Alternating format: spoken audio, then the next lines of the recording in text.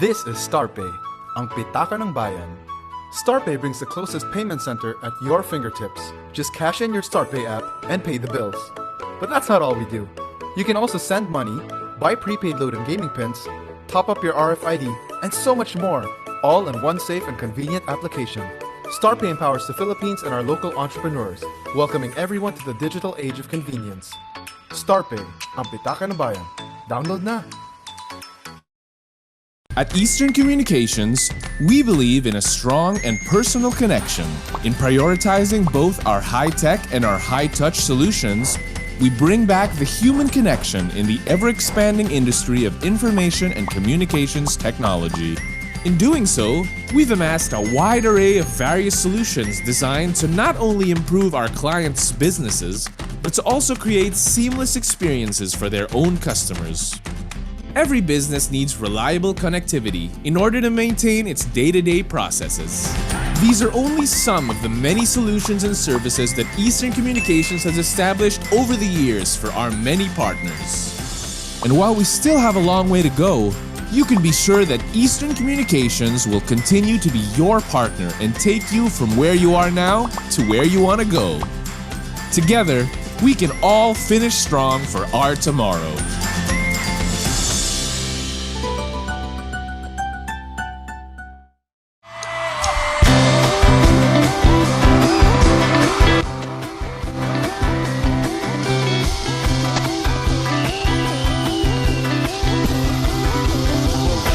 Everyone, how can you sleep at a time like this unless the dreamer is the real you?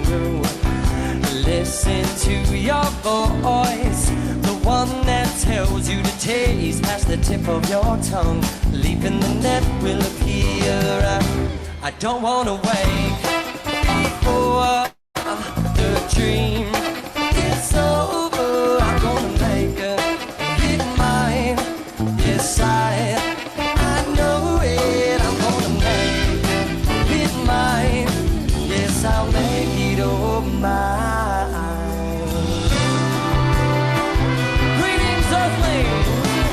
We keep our lives on a heavy rotation. Allcard is an end-to-end card solutions provider. Here in the Philippines, we're very unique in the sense that we own our own production facility, so we manufacture cards based locally, but at the same time, we also can deliver hardware and software related to cards.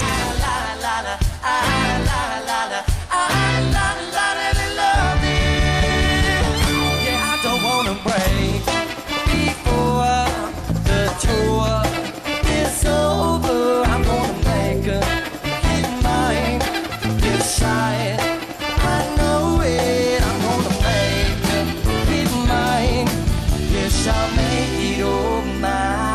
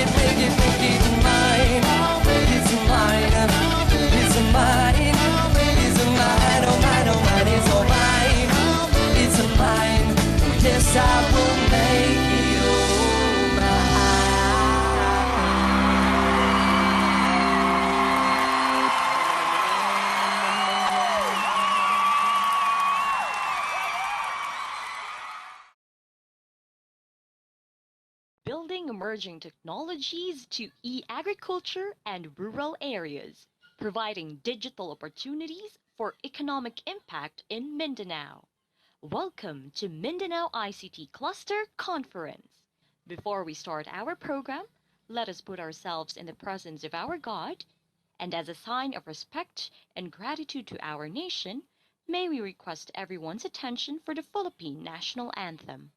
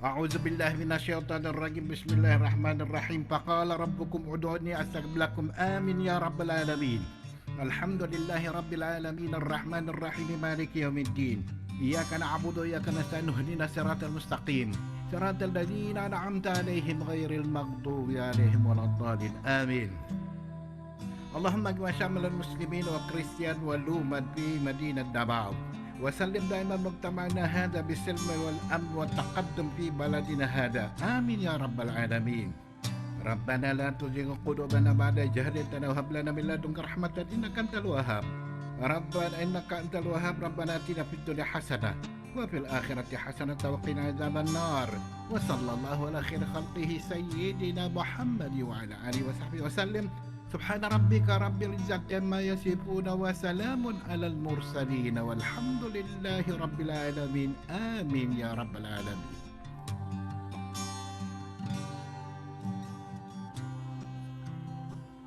In the name of the Father, Son, and Holy Spirit.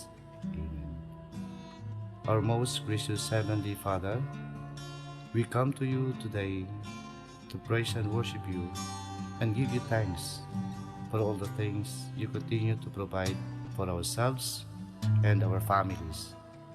Father, we humbly ask for forgiveness for all the times we have offended you, when we forget to acknowledge your presence in the image of our brothers and sisters, and for moments we fail to be good stewards of the blessings you have given us.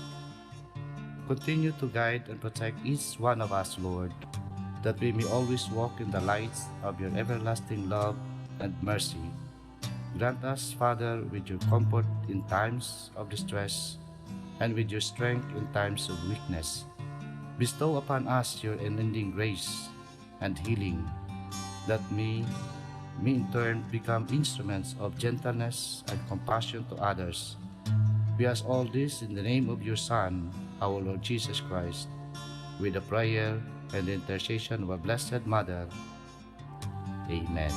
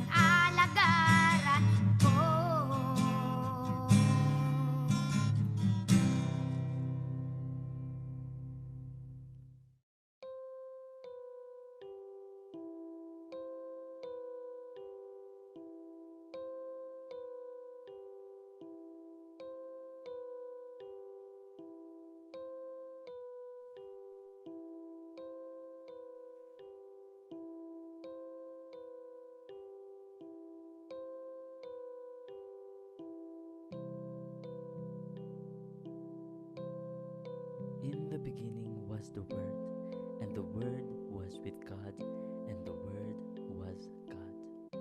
He was in the beginning with God. All things were made through him, and without him was not anything made that was made. In him was life, and the life was the light of men. The light shines in the darkness, and the darkness has not overcome it. And the Word became flesh and dwelt among us, and we have seen his glory, glory as of the only Son from the Father, full of grace and truth.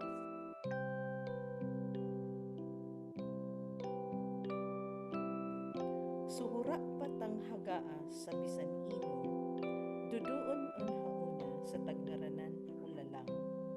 Daw sa lalang iyan duma ho Dios, hailing dinda daan.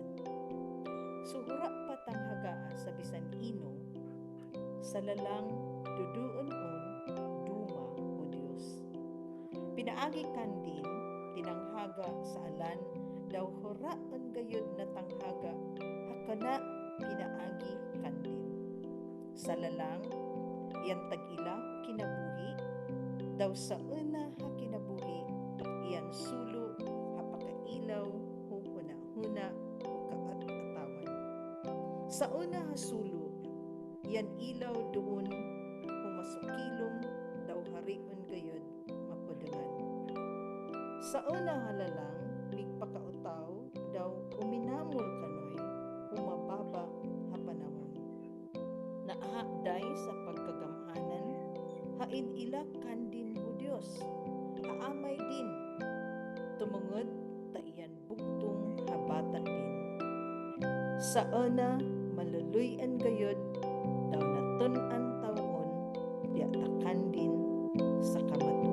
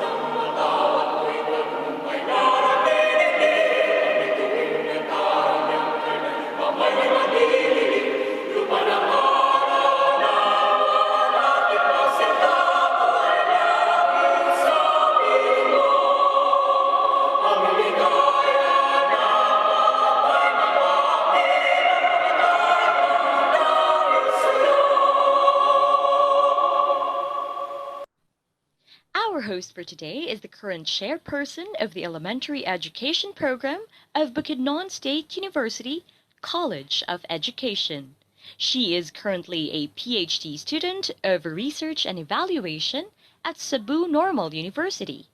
She finished her master's degree in Education Administration at Bukidnon State University.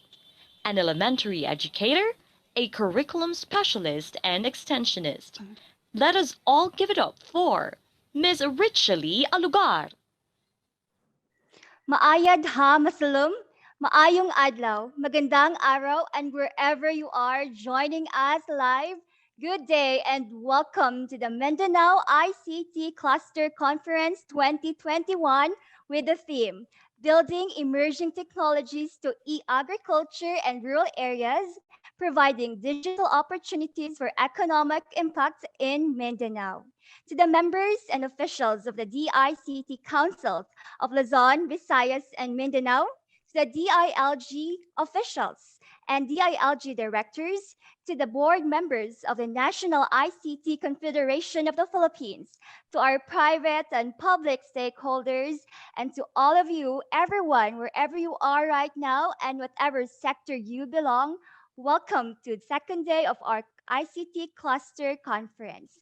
I know you are all ecstatic to hear from our renowned speakers, to be inspired by sharing of best practices like yesterday, and to engage to another day of fruitful discussion. But before we do all of those, we would like to begin by reminding you of some house rules.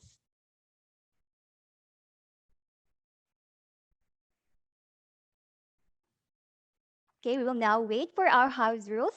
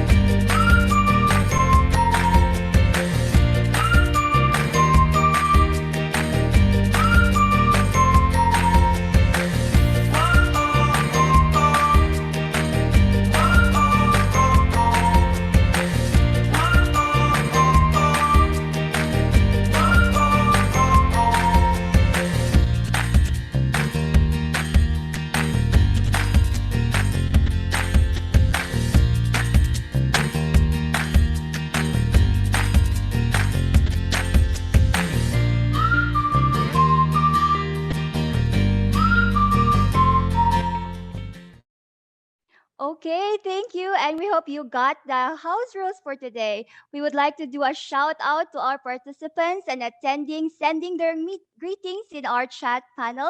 We have here special guests and participants. We have from the rice based diversified farm learning sites of Ate RTC 10 from Lanao del Norte. Good morning. We also have joining us Engineer Alan Arnoco, owner of Jaika Farm, together with his assistant, Mr. John Mark Colita. Welcome. We also have joining us is Mr. James Lungkob of JPL Farm with Mr. Ryan Jerome Demante. Welcome and thank you for joining us. We also have Mr. Sergio Navales, the owner of SN Farm with Miss Wendelin Janice Navales. We also have Mr. John Mancao of I Farm with Mr. Philriz Ramil and Mr. Roger Lucida of Venida Farm with Mr. John Mark Caburatan. Also, we have participants shout out from our participants from Bacolod, Lanao del Norte. Thank you. They got in very early kanina. Welcome also our participants from Sultan Kudarat. We have here Mr. Brad Arces. Shout out from Infinite IT Solution Services watching from Cagayan de Oro City. Also, we have from Agri Food Hub team. Thank you for joining us today. We also have joining us virtually from Davao City, Mr. Engineer Fuentes, and of course, we have Mr. Angel Yap of LGU Lala Lanao del Norte. We will be recognizing more of our participants later, so don't so just feel free to give your shout outs in our chat panel. So welcome again and thank you for joining us. And time check, it's 9:15 and we are already 189 inside our meeting room. So we would like to encourage everyone, if you still have friends who are still coming in, please tell them to join us now and we will begin our session for today. Yesterday, we had a very full and informative session filled with informative and insightful talks and discussions from our esteemed guests. We were able to explore synergies, we had started to open convergence, and we even have identified avenues for policy development. Well, today, ladies and gentlemen, our stakeholders, our participants, wherever you are coming from right now, we would like to tell you that we have more for you. To jumpstart our session today, let us have a little snapshot of what transpired yesterday. Let us listen to the recap and yesterday's highlights to be given to us by the Executive Director of the Kaamulan Chamber of Commerce, a transformation executive, an enabler, a coach, a turnaround leader, and a lifelong learner. Please help me welcome Mr. Robin Kui. Mr. Robin Kui, good morning. Morning. Words cannot describe the success, the positive note, and I should say the transformative air the drumbeats of yesterday's event. Good morning, ladies and gentlemen, men. I'm Robin Cui. Thank you, Richie Lee, for that introduction. Really, it's just in awe. I think that is the word, no? If there's one word to describe, it's really in awe. The inspiring words of our leaders. And really, I'd like to mention them, and my apologies if I missed out some of them, but I really like to mention the inspiring words of our dear Governor, Zubiri, Senator Zubiri, of course, our DICT Secretary and former Senator Punasan, Secretary Manny Piñol, represented by Sir Ernie Tomas and Yusek Kaintik, as well as DICT Director Emilio Delfin,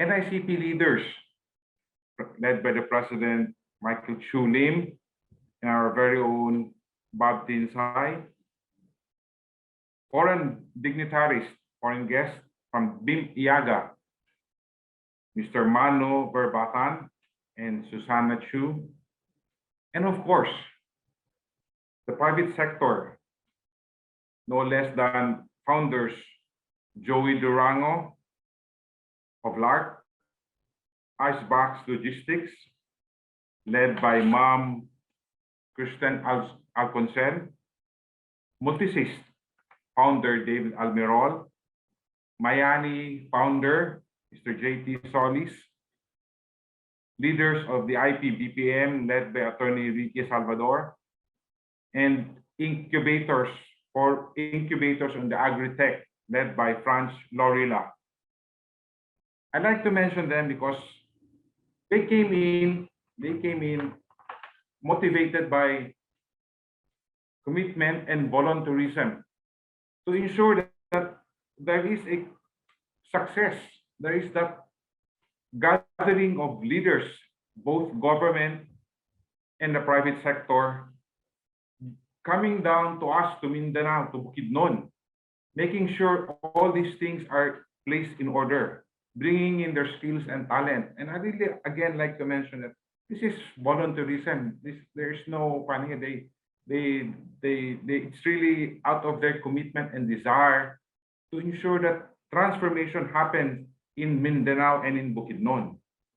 And how is that? Because there were questions yesterday asking, what is that to us? To highlight our current status, there is a requirement of 180 BPO jobs available, 180,000 jobs available nationwide. 60,000 of that can go to Mindanao. So if you ask yourself, really, if there's that need, how come there are no jobs here? And that is basically the role of yesterday's event, to make sure that there is enough absorptive capacity. And we're talking here of 5, 15, even 20,000 talent BPOs, talent for BPOs. And this can be done through our very own, and I would like to advertise this, our very own Bukidnon Kamulan Chamber of Commerce. People are saying there's so much gaps. There's collaborative effort from the top, but it doesn't really trickle down, doesn't go down. So we have identified the gaps, and we say the Bukidnon Kamulan Chamber can take the lead. The NICP can take the lead. The Malaybalay ICT can take the lead. We can be the connectors. We can be the ones bridging the gap. And a tangible, a very, very tangible gesture from the provincial government, no less than a building is ready for us. And I think VP Bob Tinsay will highlight that later. It's ready. It's not yet BPO ready when you say aircon, but the facilities is there, ready. It's in the provincial ground. So, which leads us to the next item. We need to have an inventory of talent. Okay, and again, BKCCI, the Bukidnon Kamulan, can help in the vetting process of this inventory of talents. because this is really, really what is needed. And that is supported by the infrastructure support by no less than our Senator Zubiri. He highlighted one of his pillars, and his pillar is on education, making sure that Bukidnons, our fellow Bukidnons, we are ready to embrace the words of Governor Zubiri would be, yesterday he was espousing this in his talk, that we should be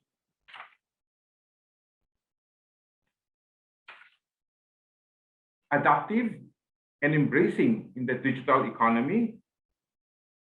And as a good father, he said, I am one with you in your journey. And this is for a better ICT Mindanao. So having said that, I'd like to really jumpstart this day 2 event. But this is a continuing journey. This is a continuing journey of filling up the gaps. And the highlight really there is that there is abundant talent available. We just need to harness it. And that part, and the harnessing part, is our role. And that, ladies and gentlemen, we would say outstretched arms from both the leaders. There's ready commitment, the sense of volunteerism is there. What we need to do is embrace it. Ladies and gentlemen, good morning. Thank you very much. Thank you so much, and a virtual applause to Mr. Robin Kui. Embrace it. That's a word that I got from you today, Sir Kui. And you've mentioned earlier inventory of talent. Don't worry, everyone. We have a session right later that will talk about talent development. And thank you again, Mr. Kui. That was a great way to jumpstart our session today. Thank you for giving us the drum beats of yesterday's event. Like you, I share with you the same word also, sir, in awe of yesterday's event. Thank you again, sir. And for today, we would also like to acknowledge here our sponsors. We have our sponsors from StarPay, from Eastern Communication. We also have from Globe, and also from The Hive. Thank you to our sponsors. Now, time check, it's 1:94. We hope you could encourage your friends to join us here today. To officially open our morning session, let us be inspired by the opening remarks of the founding chairman and president of the Bukidnon Kaamulan Chamber of Commerce and Industry Incorporated. He established the Mindanao Grains Processing Company Incorporated and the Philippine Maize Federation Incorporated.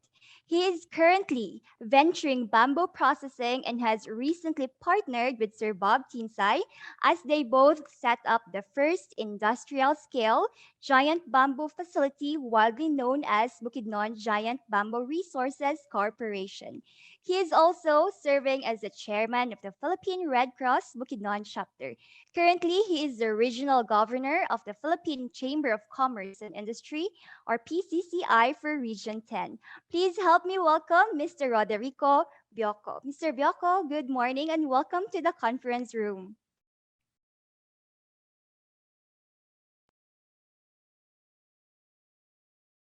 My warm congratulations to the organizer of this year's Mindanao ICT Cluster Convention, especially to my good friend, Mr. Bob Tinsay, our convention chairman. Kudos to all resource speakers, reactors, special guests, sponsors, our partners in DICT, DOST, DTI, and other national agencies, our dear local government units, and to all participants to the second Mindanao ICT Cluster Conference. Aptly themed, Building Emerging Technologies to Agriculture and Rural Areas, providing digital opportunities for economic impact in Mindanao. ICT has been at the forefront in advancing the business community, especially on our micro, small, and medium enterprise. It is our desire to bring our products to the market through innovations in ICT. And this event is truly a major milestone in the advocacy for rural economic development. PCCI has been actively promoting ICT capacities in conveying our products and services to the consumers directly. It aims to work closely with national agencies and, more importantly now, with LGUs, which are poised to play a critical role with the additional resources gained from the Mandanas Garcia ruling, which will increase their ERA by at least 30%. In our attempt to establish Malaybalay Incubation Hub, the small support of the LGU to provide connectivity through co-working space helped start many small businesses. With the advent of the new normal, it is even more imperative to provide innovative ICT solutions, starting with solid connectivity infrastructure and baseline registry system. The connectivity infrastructure is being led by our private sector, laying the foundation of more reliable and higher capacity internet connectivity. The baseline registry system is just as important, especially to agriculture, which is the main focus of this event, which I wish to emphasize also. Farm registry is an important system that government needs to address. It is part of the ongoing policy of government to modernize our cadastral system by transforming lot descriptions into GPS coordinates, which will usher to more modern mapping applications. Some LGUs like Malaybalay City have already complied and taken advantage of the applications such as tax mapping, social welfare registry, and the like. This is a public investment that will bring common good, including to our investors and entrepreneurs. The DA still needs to officially adopt GIS-based farm registry system, which has been the global norm and already used even by less developed countries. It is important to modernize the RSBSA registry system for basic sectors of agriculture. In the era of precision farming, this is crucial in targeting the farms and farmers themselves suitable to produce a particular product at the right time and bring directly to the consumer through complex system of post-harvest and logistics network. Adoption of ICT solutions in agriculture is generally regarded as precision farming. Adopting the technology, both macro and micro level planning can be converged. We already have the institutions and scientists who can capacitate us. In the region, we have Xavier University, CMU, IIT, and USTP, where my good friend Dr. Edgar Allan Po, PhD in Precision Farming and Geoscience, is doing more applications of the technology on small and medium farms, as well as for macro solutions. Part of this program is the wide adoption of improved version of Good Agricultural Practice, or GAP, which emphasizes not just food safety, but also traceability. This is where public baseline information systems is crucial and that ICT solutions play a critical role. GAP is a major requirement of institutional buyers. There are many private initiatives already providing e-commerce for agriculture, but requires GAP certification, limiting the extent of the adoption. To bring more of our small farmers into the mainstream market, there is a need for both DA and LGUs to assist our farmers to comply with GAP together with our private sector. Moreover, better planning and decision-making rely on having reliable information. Unfortunately, PSA Our only source of official data is still using old method, and most of us in the private sector do not regard its data as reliable.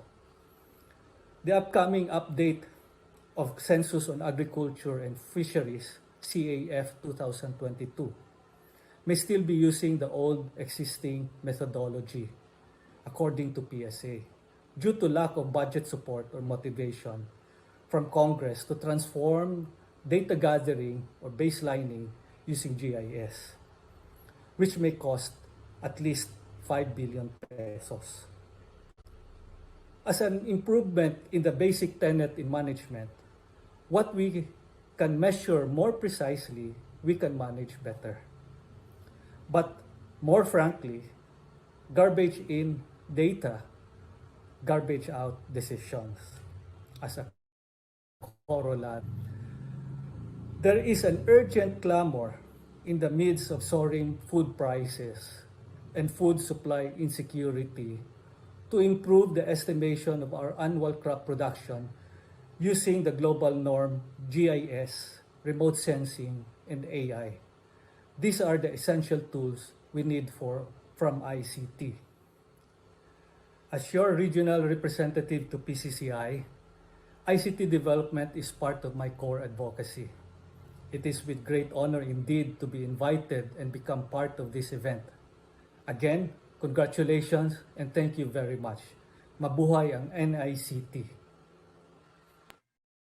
A virtual applause, please, for Mr. Biocco. And thank you so much, sir, for such warm, open remarks. Thank you for giving us a glimpse of the innovative steps and initiatives in Bukidnon and in Malaybalay. And yes, I agree with you, sir. In the advent of new normal, there is a greater imperative of improving IT infrastructures and ICT solutions. Thank you again, and we are graced by your presence. Now, we have a lot of our participants and attendees who are giving their shout outs. We would like to acknowledge here some of our participants. We have Miss Gemma Labandia from Minta, Kapatagan, Lanao del Norte.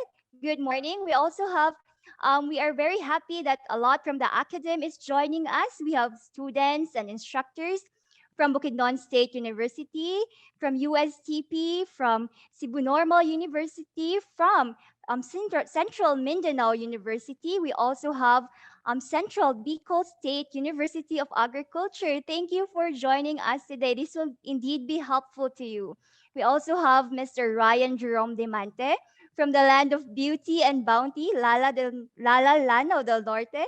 We also have representatives from JPL Farm and the Mindanao State University main campus. We would like to give a shout out to Mr. Oscar Rumagos, the owner of Social Link and GVC Consultancy, and also from the Iloilo Federation for Information and Technology. Thank you for joining us. We also have ICT Office of City Government of Valencia, our neighbor city. We also have from LGU of Aracan, Cotabato. Good morning. And also we have Mr. Reynante Napune, agriculturist too, of the LGU of Don Victoriano, Misamis Occidental. Thank you for joining us, and later we would acknowledge more of our participants. Now we will jump into our second speaker. We will now be listening to another message, still like Sir Dan, is from our beautiful and bountiful province of Bukidnon. Help me welcome the President of Valencia City Chamber of Commerce, Ms. Carmen Yap.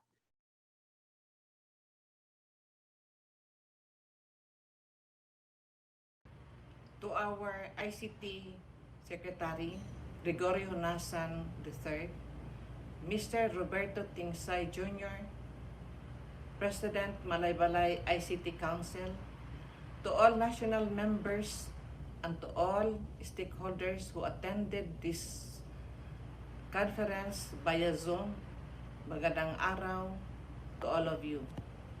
I would like to thank you, Mr. Tingsay, for inviting me to attend this conference and allowed me to speak in behalf of Valencia City Chamber of Commerce. I would like to congratulate you for hosting this ICT conference in Bukidnon, which I believe it is proper and fitting to our province of Bukidnon. It will really help our agriculturists and our agribusiness to improve their business through innovative modern technology. We have also here in Bukidnon homegrown BPOs which really help their livelihood. It is proper that we have adapt this ICT project and program to help our province of Bukidnon improve their business. We have here in Bukidnon 2 universities, government universities. They are state universities which located in Mosman, Bukidnon, and one in Malaybalay City. Most of the graduate in that universities are talented young people, and we know that they someday will also have their own BPOs here in Bukidnon. And it is good that this ICT will be adopted here in our province.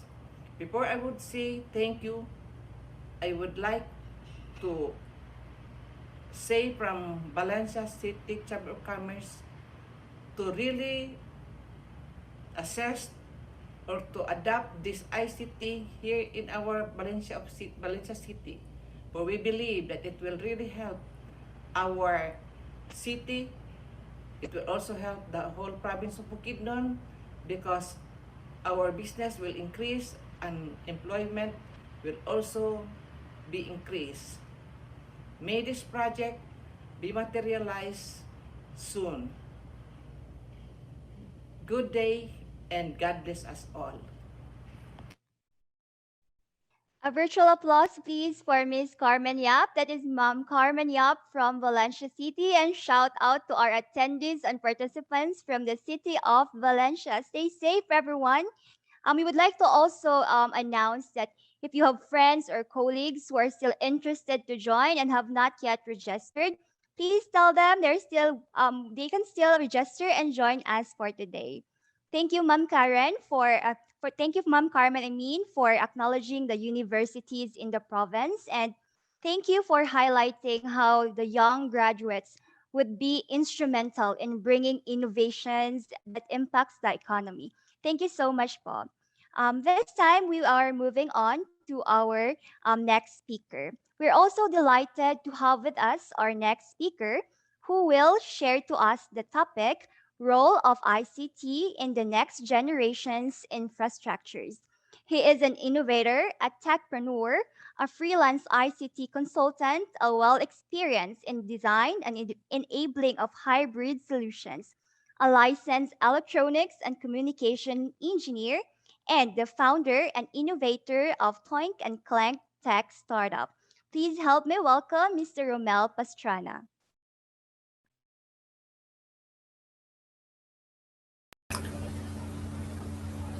Thank you very much, Robin, for that nice introduction. Good morning, fellow delegates. My presentation is about the role of ICT in the next generation infrastructures.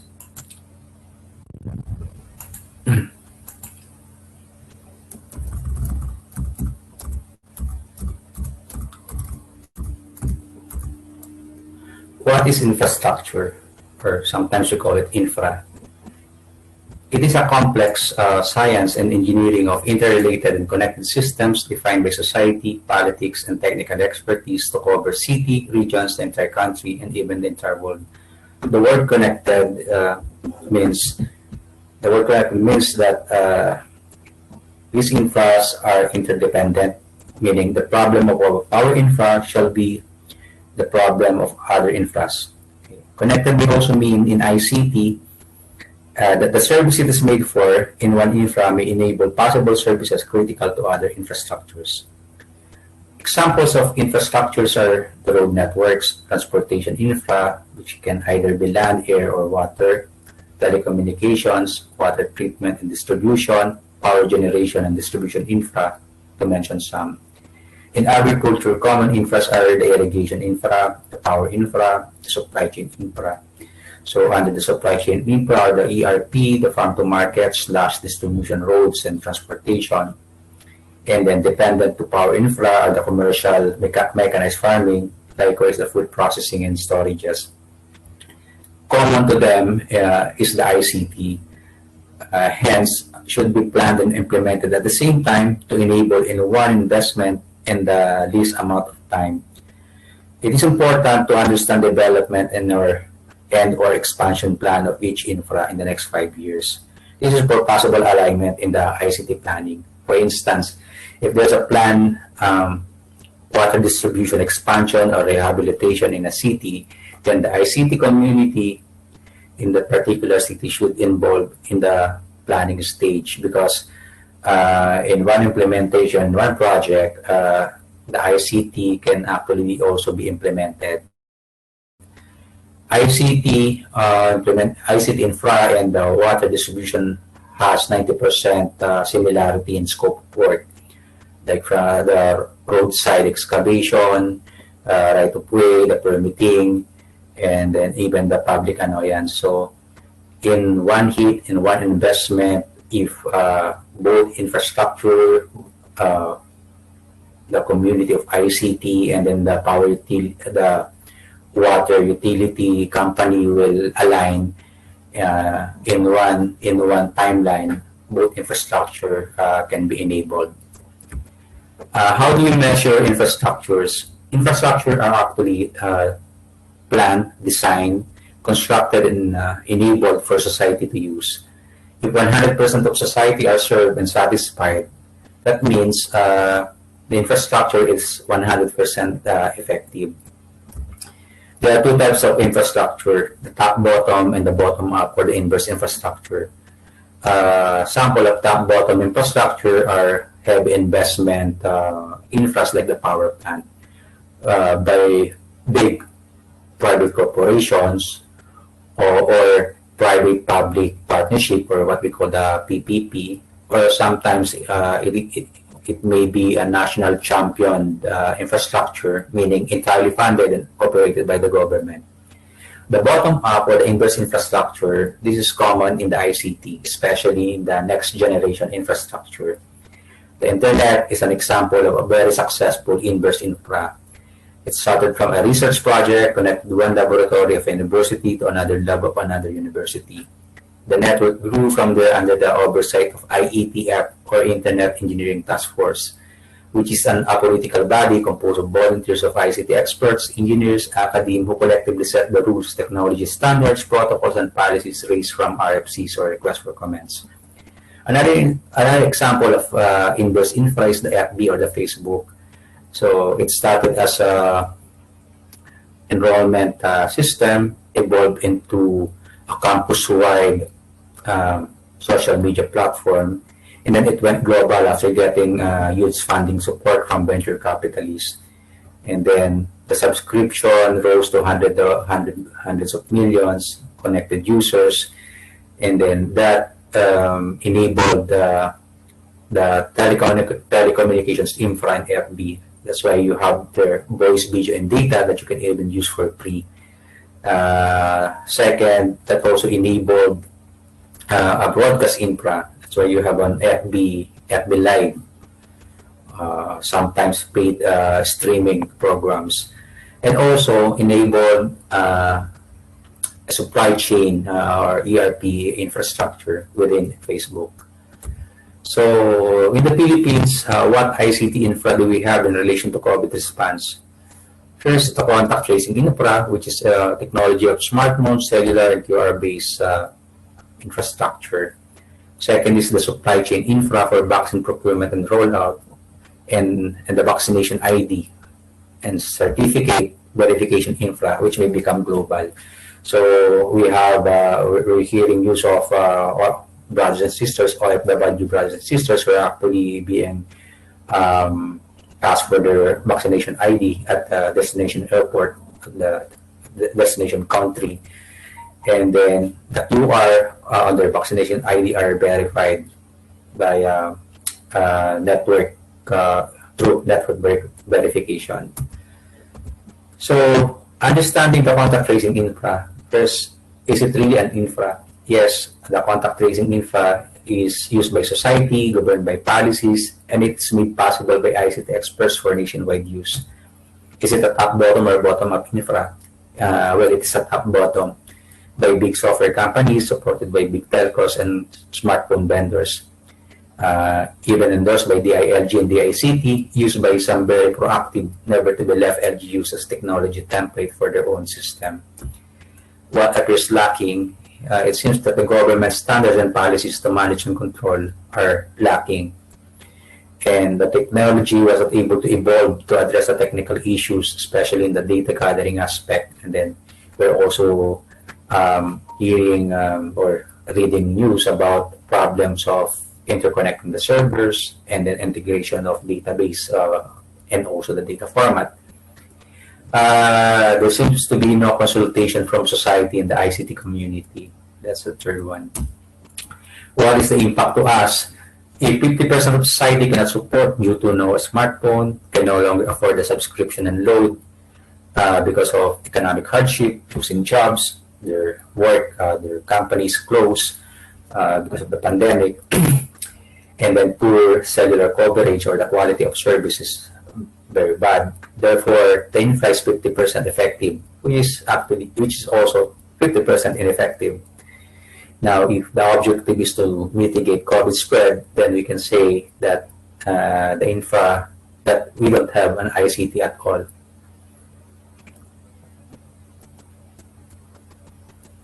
So another impact is billions of loss due to extensive and long lockdowns. Since data scientists failed to get accurate data for them to mathematically model, to guide lockdowns, whether to declare it NCR-wide or the more appropriate granular barangay or state level lockdown.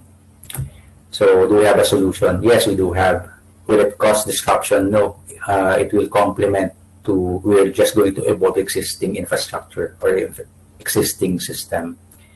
But before we discuss the solution, we have to understand that if we're going to discuss all of the limitation of all of our comments on our present contact tracing infra, 3 or even 5 hours won't be enough for us to discuss those. So I will just highlight the very basic, the most obvious that I have found out.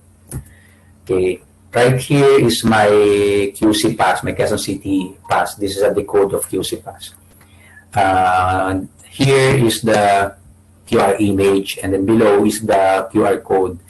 If you will notice this QR code, it doesn't have a readable meaning. This is meant for a server to read. So it's like an online system. If the internet is down, then this will not reach the server to confirm. So this code is actually saved on the contact tracing server with my identity.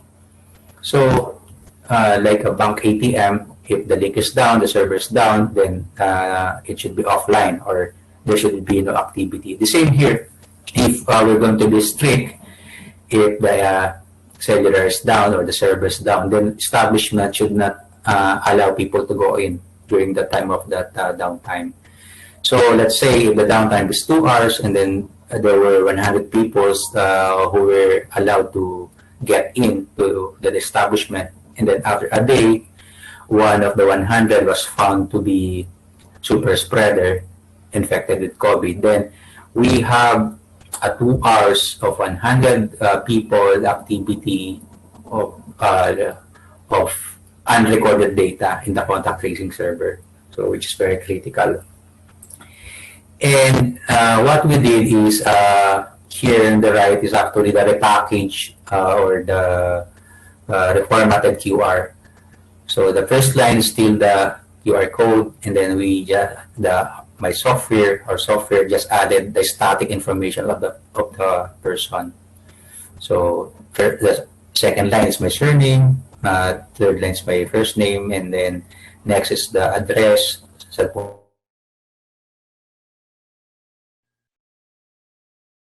Okay, that is Sir Pastrana. Thank you so much. And wow, we are awed by the ICT infrastructures that are related to COVID-19 response. Now, that is very essential.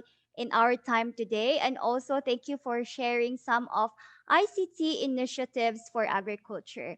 And I think that is worth the note. No, I think many of our faculty members and even from the academe are taking note of it. Thank you so much, Sir Romel. That was indeed insightful, and thank you for gracing our event today. Now, joining us as well is a representative from Del Monte, Philippines.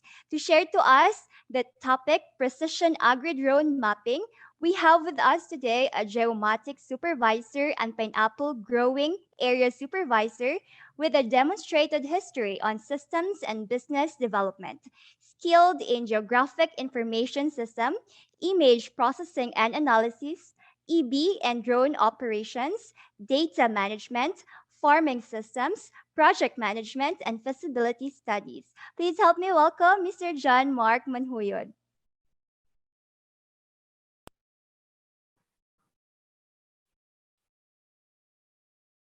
Hello, good day to everyone. Welcome to the Mindanao ICT Cluster Conference.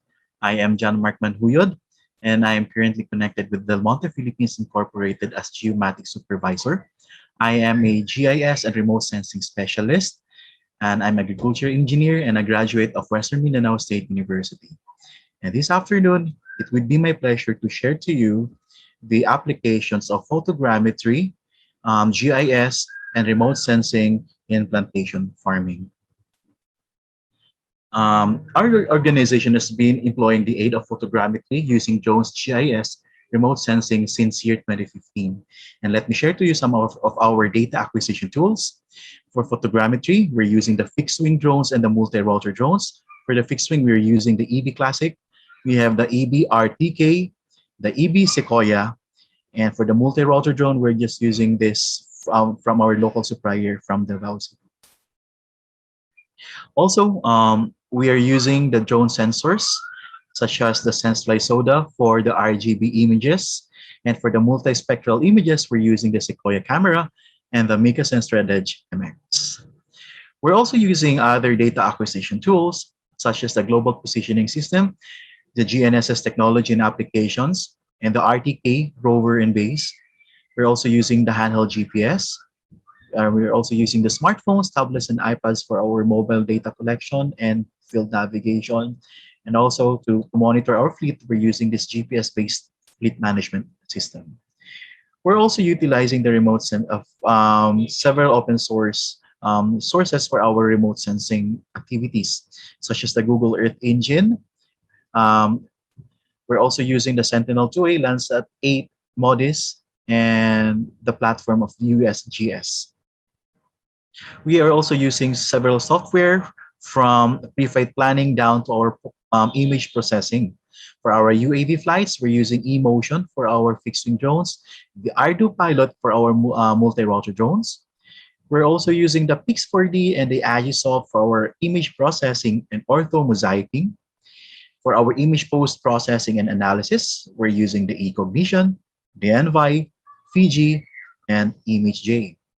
And for our GIS mapping, we're using purely the open source software such as the QGIS, Saga, and Grass GIS. Let me share to you some of our drone applications. So we're using our drone to create 3D models of our farm areas. We're also using our drone to do the crop area mapping and the field hectareage computation. We have an example here. This is a multispectral image of a field. And then we're using the supervised classification to do the classification of pixels. We're segregating the plants from the soil, and we can actually come up with a final field map, which contains all the other information, including the hectareage and the digitized or vectorized form of that. Our drones are also used for topographic mapping and for our soil conservation practices. Our drones can capture and generate two color maps of a field, the elevation map. You can also do the contour mapping, you can generate the slope map, and the hydrology map. Our drones are also used for weed detection as needed, where we can actually compute for the hectareage of the weeds and locate them specifically. Okay, so we have on your left side here is a true color image, and we do the supervised classification to also classify the pixels. As for this example, we have the pixels classified into weeds, the crop, and the soil. And the final output of this is we can generate actually the gross hectareage of the area, the hectareage of the weeds, and the percent coverage of the weeds. Now our drones include integrated with multispectral sensors can also be used for crop health monitoring. So we can actually generate the true color image of the field, and we can generate the vegetation index such as the normalized difference red edge or the NDRE map that field. The NDRE map is so useful for us to really know where and how big is the problem in the field. Also, as you can see here, you have another very high resolution image. And with this image, we can actually perform plant counting. And from that, we can also do the relative crop health of each plant. And we can also generate some basic statistics which are needed for the further analysis. You can also create management zones or application zones where we segregate a particular field so that we can customize the application of fertilizers and pesticides. Aside from the drone activities, we're also involved in some remote sensing efforts. We're using heavily the Google Earth engine for viewing and generating vegetation indices. For this example, we have generated the RGB image of the Valencia city.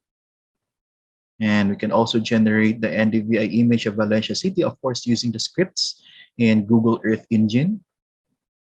And we can also generate the enhanced vegetation index of the same city. And also we can actually extract or generate some graphs of time series indices of Valencia city. And for this example, we have the NDVI. We are also using other satellite platforms such as the SRTM, and we are using it to generate elevation maps of different municipalities here in Bukidnon and also in Misamis Oriental. And we can also generate slope maps out of those elevation data. We're also using GIS together with remote sensing to do land suitability analysis. And also we're using them to do land classification. Also, our drone images can also be embedded or can be copied into our cell phone to be used for map navigation and data collection. So we're using QField. QField is actually a QGIS in your phones. So we're actually putting inputting our drone images to our cell phones, just as this one, the slope. You can also put the hydrology map and the NDRE map, for this example. And then we can also do some ground validation and take some photos and input it in our cell phone. You can also view this data, this collected data on our QGIS desktop. And that would be the end of my presentation. Thanks a lot. Okay, wow, that was truly amazing. We are amazed again by the sharing of the different data acquisition tools that for sure would leverage agriculture and the economy. Thank you so much, Sir John Mark. And I have here from the chat panel, we have here some participants saying they will use that. Well, thank you. And with that, we can say that that's actually very helpful to also to our participants. Now, I guess the video of Sir Dan Dumalahay is already okay, so we will now get back to him. Again, we have the president of Bukidnon Kaamulan Chamber of Commerce Incorporated and the president of CEO of AGD3 Corporation. We have here is Mr. Dan Dumalahay. Good morning, everyone. First of all, my congratulations to the organizers of the second Mindanao ICT Cluster Conference. with the theme Building Emerging Technologies to E-Agriculture and Rural Areas, providing digital opportunities for economic impact in Mindanao. We can't deny it, we are now in the information age and technology has basically changed the way we live today. It is the new normal and we have to catch up. I just wish to recognize some of our local players, if I may say.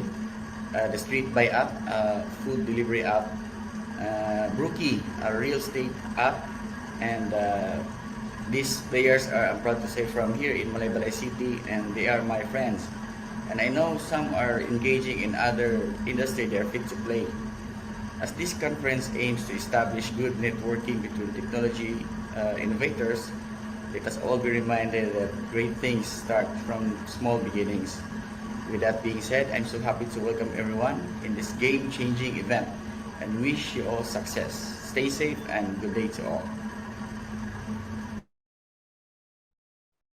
Thank you so much for that short but very insightful and also very inspiring words, and welcome, Mr. Dan Dumalahay. And for this time, may we request our tech staff to project the code of the day. Again, our attendees and participants, you know the drill. We have our code of the day. To our participants, this code of the day will be used to fill out the evaluation form, and the link is posted now in our Zoom chat. I hope you can get note of this. By filling out the evaluation form, you will then qualify to join the raffle draw later.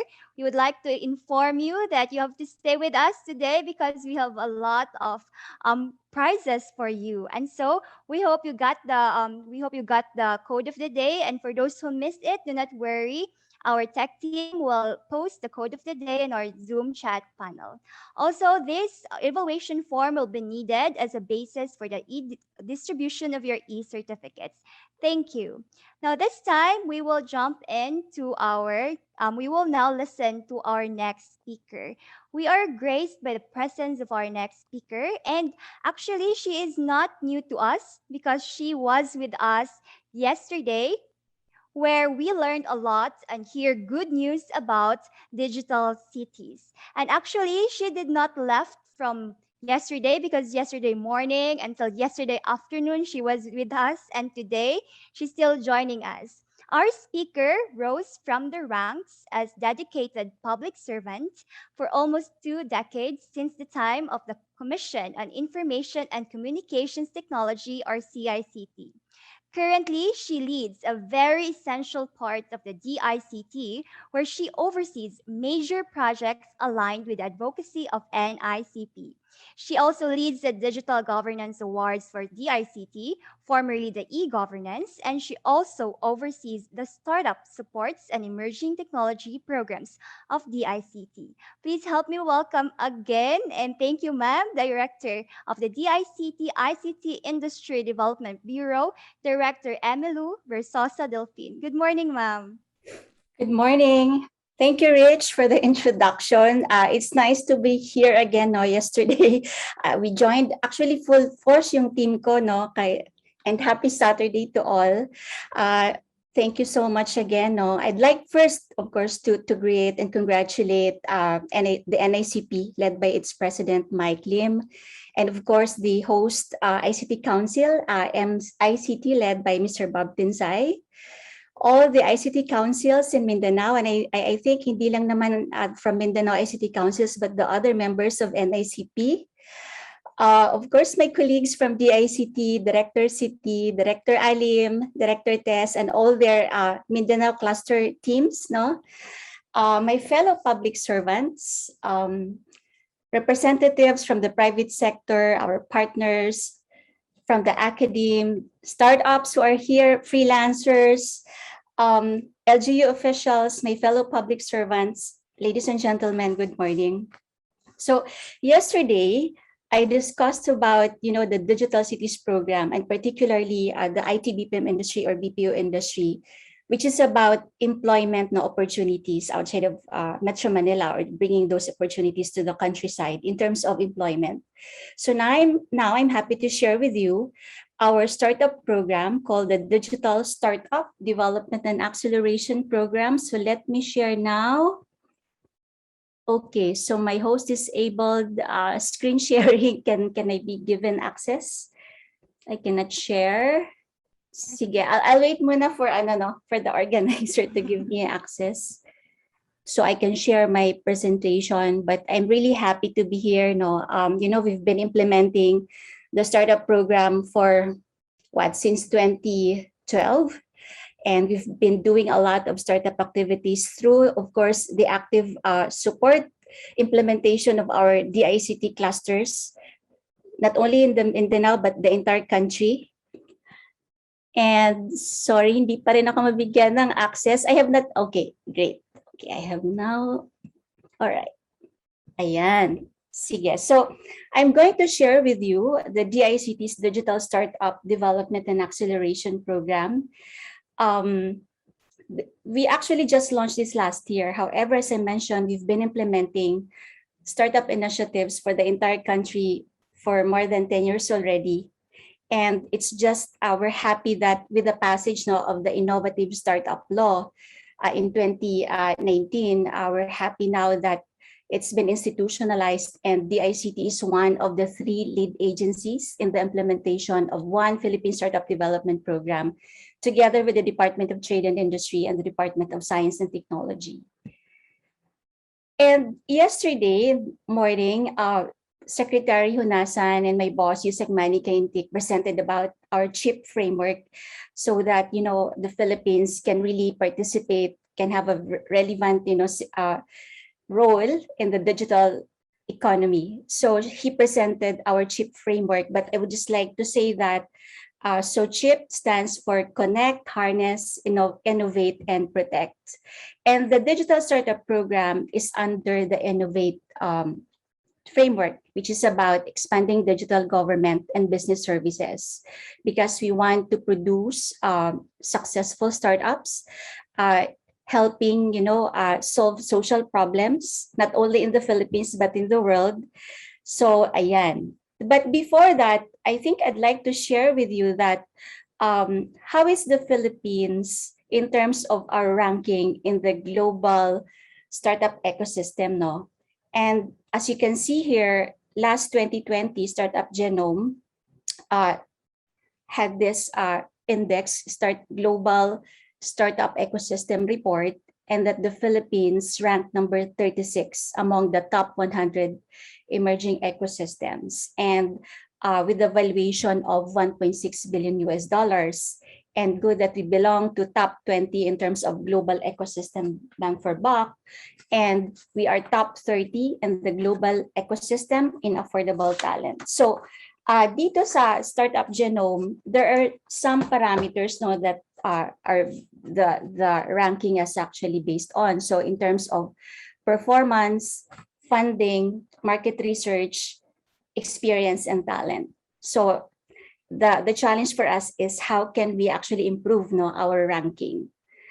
And another global startup ecosystem ranking is this one naman is conducted by Startup Blink. And as you can see here, we're number 50. This is only for 2021. We're number 52nd in global startup ranking. And we're part of the top 20 in Southeast in Asian, among the Asian countries. So as you can see here, Manila is number 20. And congratulations to Cagayan de Oro City and Davao City for being part of the 5 cities in the top 100 global ranking. Ang galing. Top 1,000 pala. So it's a challenge now for all the cities in Mindanao. So how can we add more cities, and how Davao City and Cagayan de Oro City can improve their own rankings as well. So yun po yung challenge namin, especially that, there are a lot of great universities and colleges who are here today, and, great ideas from our Mindanao startups. Okay, so yun yung ating global startup ranking, no? So that's really a challenge for everyone. And so I would like to share with you that, as I mentioned, even in 2012, we started doing this, going around the country, doing startup basic workshops, mentors bootcamp. And Before, DOST, DTI, and DICT and other agencies have been doing their own startup activities. Sometimes sabi nila, bakit parang nagduduplicate yung ibang ginagawa ng DTI and DOST, and then DOST, ICTO before we became DICT. And it's good that in 2018, the three agencies sat down together and agreed that we should just have one whole of government approach in terms of supporting the Filipino startups and developing the Filipino startup ecosystem. So the three agencies, as you can see here, signed an MOU to further support the Philippine startups and the Philippine startup ecosystem. And it's even really great now that we have institutionalized this through the passage of the Philippine Innovative Startup Act, or 11337, wherein the DICT together with UST and DTI will be the lead agencies in the implementation of one Philippine Startup Development Program to be able, again, to provide opportunity for Filipinos for their products to be designed, tested, and become really successful startups. And because of that law, the three agencies, as you can see here, the secretaries of DTI, DOST, and DTI signed a joint administrative order, institutionalizing that we should create a steering committee so that all our programs are aligned and synergized. So as you can see here, so from DICT, the member of the steering committee is Yusek Manny Kaintik. He presented it by yesterday. So Yusek Guevara from DOST and Yusek Pita Aldaba from DTI, and the three secretaries, of course. And as you can see here, we also mapped out the different initiatives of the three agencies. So kita nyo yung puro green, ano? So yung light green, these are the things, the initiatives that DICT are implementing. And yung dark green naman are the ones being implemented by DOST. And even the blue ones, no? And between light and dark are DOST's initiatives. So it's really great now we can see from one whole of government approach in terms of ano-ano yung mga initiatives and programs of the three agencies.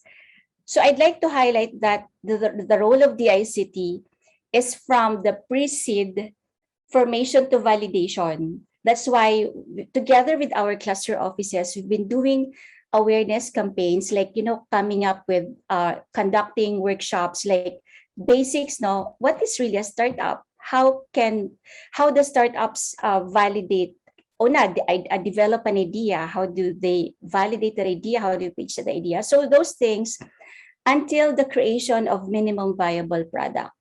Together, and of course, we have to work closely with DOST because they're also funding those kinds of ideas hanggang minimum viable product. Although initially, ang sinasabi namin when it comes to hardware, no, like IoT, mga sensors, hardware, this will be funded, supported by DOST. Pagdating naman sa tech or digital or ICT applications or systems will be supported by DICT.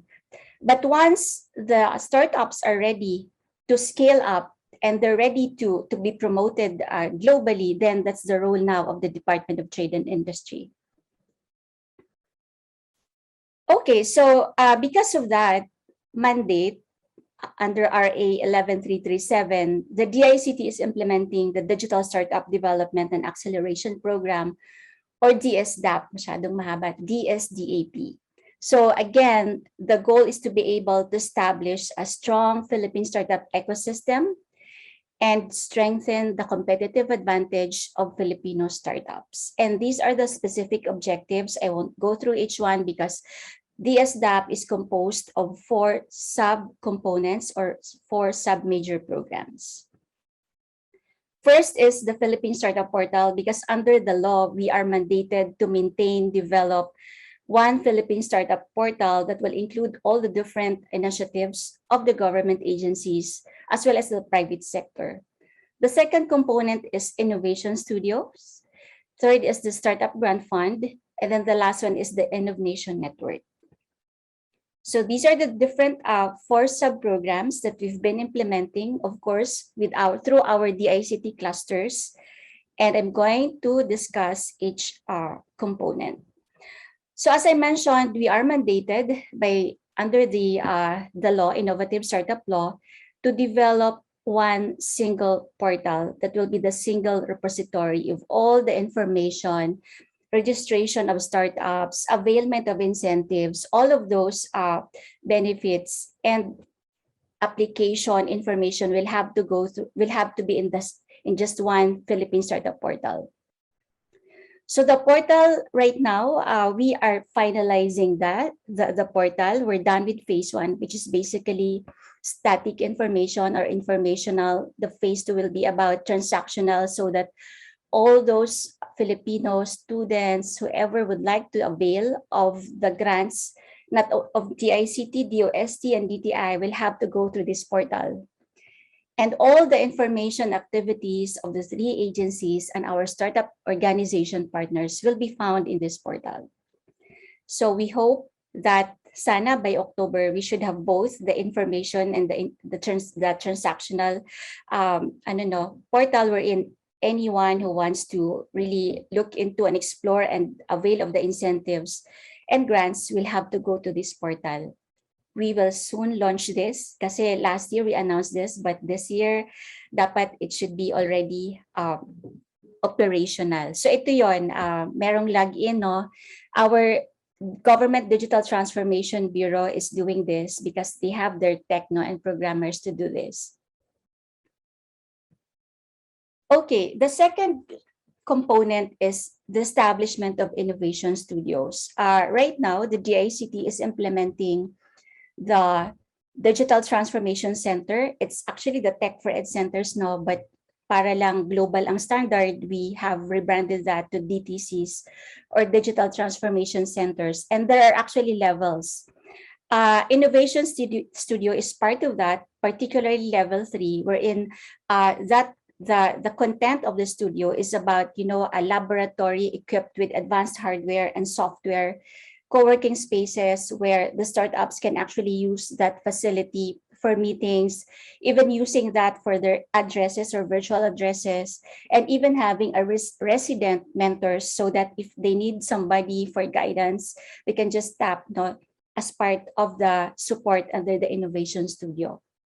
Right now, we are actually targeting to pilot 1 in Baguio City. Kaya lang, because of the challenges brought about by COVID, yung iba naming budget has been reallocated because of course, yung priority pa rin is how to help mitigate yung ating challenges right now. And so just to give we actually outsource this to a really magaling na architect. So this is the proposed design.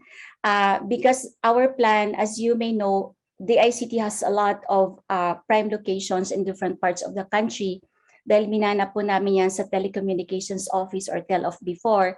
And our dream really is to make use of those spaces and have innovation studios in key different parts of the country. So ito po yun, ang ganda, no? And as you can see here, this is the proposed interior perspective. Talagang siya, very attractive, and everyone can just go here and make use of these spaces for meetings, one-on-one meetings or conference rooms. So ayan. And yeah, so lahat po ito, and we're actually open for PPP. We're trying to explore PPP arrangements kasi talagang our challenge is we don't really have a budget in terms of CO, capital outlay, and of course MOE. And so yun, we're open for partnerships to be able to establish innovation studios all over the country. Okay, the third component is the provision of startup grant fund, because under the law, we are also mandated together with DTI and DOST to provide grant funds for our startups. And part of the support under the grant fund is, of course, the grants for the design, development, validation, so that the startups or teams will be able to turn their ideas into prototype hanggang minimum viable product or MVPs. And support in the following, for example, registration and cost in the application and processing of permits and certificates now required for business registration and operation. Kasama sa portal namin is one-stop shop for startups who would like to, register, because that is also mandated under the law. The use of facilities, use of innovation hubs, office space, equipment, and other services of DICT, and other registration fees, and even our support for the participation in local and international events and competitions, not only here in the Philippines, but abroad. It's just that right now all are done virtually, but if in the future, if they're pwede nang mag-travel and we can bring, Filipino startups to the different parts of the world, like participation in RISE, diba, and other international competitions, kasama po yan sa support ng DTI, DOSC, and DICT in terms of taking care of their airfare and accommodation. Dati kasi we're not allowed, but it's good that under the law, we are now, we can actually provide those kinds of support to our Filipino startups. Okay, and the last component is the Innovation Network. Basically, it's the establishment of and the creation of Filipino innovators across the country, the academe, the private sector, the LGUs, the government agencies, to foster a culture of entrepreneurship in ICT. So mentorship, collaboration. I understand that kahit sa time ko, pagkatapos, di ba, ng graduation, usually ang sinasabi sa atin na you have to be employed. We want to change that culture, that, we can be, one of our options is not only to be employed in big companies or whatever companies, but we can be our own successful startups using technology or ICT. Because I would say that pagdating sa startup ideas, we don't need a very big capital. We just have to have our crazy ideas, just to dream big, to be able to help solve social problems through technology or ICT. This Innovation Network component is actually, I'm not sure if you've heard about before, our program called SeedPH. All of our programs under that SeedPH now are under this Innovation Network component. And we have different objectives, conducting activities that will promote the culture of innovation, creating awareness, providing mentorship bootcamps, and if it can just go through each activity. So right now, together with Kubo, we are conducting a startup mapping. This is very important and critical because we have first to do an environmental scanning among the different locations to really see kung kumusta yung kanilang startup ecosystem understanding and development. Because from there, we can now really come up with interventions depending on the level of their understanding and development in terms of, startup ecosystem. And together with Kubo, we will be starting to do the startup mapping. And if any city or locations is interested to, to join this startup mapping, just let us know through our cluster offices. And we also conduct Startup 101. So ito yung sinasabi ko that for those locations that don't really understand the basics of startups, this is for them. Trying to understand the general concept of what a startup is, because actually may kanya-kanyang definition, because some would say that a sari-sari store is a startup, but in a technical definition of startup, digital startup, iba po yung definition yan. So those things, from understanding the basics of startups, from developing an idea and to validating an idea, to pitching an idea, kasama po dito sa Startup 101. For those who are interested to, work with us, partner with us, we can, definitely welcome you as part of our, collaboration. And thanks to our DICT clusters, Mindanao the ICT clusters for conducting this. Particularly, shout out to Director Alim's team. They've been conducting per region the startup conferences. And after the Startup 101, now if those individuals who want to pursue and fully understand, so ito po yun, yung Startup 102. So these are for first-time entrepreneurs who would want to pursue to become successful entrepreneurs through ICT. So ito po yun yung Startup 102 naman. So medyo mas detailed na in terms of, it's an interactive workshop. And there are a lot of hands-on exercises in terms of, through that CapDev component. And another activity or initiative that we do is the startup coaching and mentoring. This is really for those who are already startups but would like to have mentors, because we have a pool of mentors from the different organizations, startup organizations. Now, if they want to reach out to them, we can, of course, assist these aspiring startup founders and in all stages of kanilang from product development hanggang dun sa scaling up. And we also do learning sessions, conferences. In fact, the ones conducted by our Mindanao clusters, kasama po ito. And in fact, we have one annual big Philippine Startup Week together with DTI and DOST in November. Would like to invite everyone to participate in that one Philippine Startup Week where all the different initiatives, learnings, updates about startup will be in that one Philippine Startup Week, co-organized by the 3 agencies.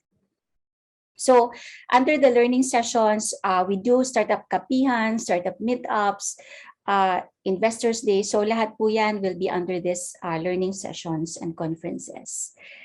And another activity that we will do, actually this is interesting because together with PSIT, Philippine Society for IT Educators, because siguro some of you are members of PSIT, we are planning to have 3 mentors bootcamp in the different parts of the country, Mindanao, Luzon, and Visayas, because we also want to capacitate the teachers for them to also become mentors of the students who would like to pursue entrepreneurship and ICT.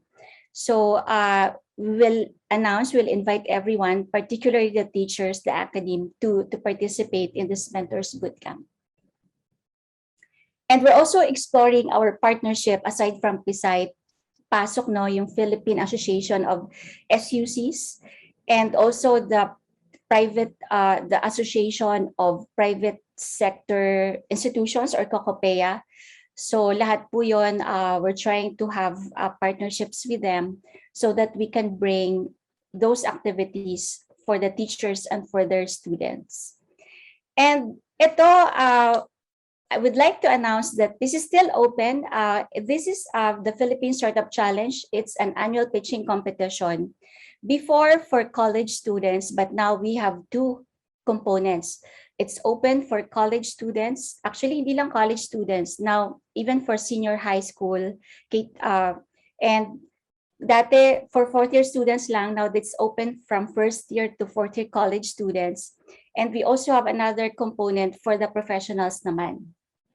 We've been doing this for the last 6 years. We just stopped doing this last year because, of course, of the challenges brought about by COVID. So we are doing this again for the 7th time for the college students and for the first time for the professionals. So the goal is to be able to encourage Filipinos really to dream big, to come up with their own crazy ideas that will help solve social problems. So since yesterday, we've been hearing about promoting agriculture in ICT, the one by Mayani and French, we would like to have a lot of French and JTs, sana sa Mindanao, a lot of successful startups to be coming from Mindanao, and we would like to encourage everyone to participate in the PSC. And this is exciting because for the first time, so we'd like to share that Together with our Mindanao Clusters offices, led by Director Alim, Director City, and Director Tess, they've done a lot of startup conferences and boot camps. So like, for example, Cagayan de Oro, led by Director City's team, they've conducted startup boot camps and Philippine Startup Challenge live dialogues. And kina Director Asom, they've conducted regional startup conferences. So thank you so much and congratulations po to our Mindanao ICT clusters. Okay, so this Philippine Startup Challenge, or PSC, for the professionals, the deadline for the submission is until end of September. And for the students naman, because we adjusted according to the calendar, school calendar year, so the deadline for the submission for the students is end of October, tama ba, November? I think I will give you more details about this. But again, the overall goal is to reinforce Filipinos, to create innovative and relevant ICT products and services in trying to help solve social problems. So agri-tech, education, health tech, fintech, so lahat po ito, we would like to encourage the students and the startup community to participate. So basically, ang ano lang namin is for them to submit a minimum viable product. And as I mentioned, it's composed of 2 categories for the students and for the professionals. Okay, so the submission is they're just going to submit a 3-minute video pitch and a pitch deck, because we have our pool of judges who will be coming from our startup partners from the national, I'm talking about Kubo, Impact Hub, yung mga partners natin sa startup community. And these are the criteria. So validity, relevance, impact, creativity, and presentation. So we will have our pre-screening process, but before the pitching will go to the national, meron kaming regional level pitching. Before all of the submissions will go directly to the national, now we will do it regionally. So for those who are interested to join, you have to submit muna through our regional offices, because they will do the regional pitching competition. And from the top 3 winners from the regional finals, we will go to semi-final round and then eventually be part of the national finals na.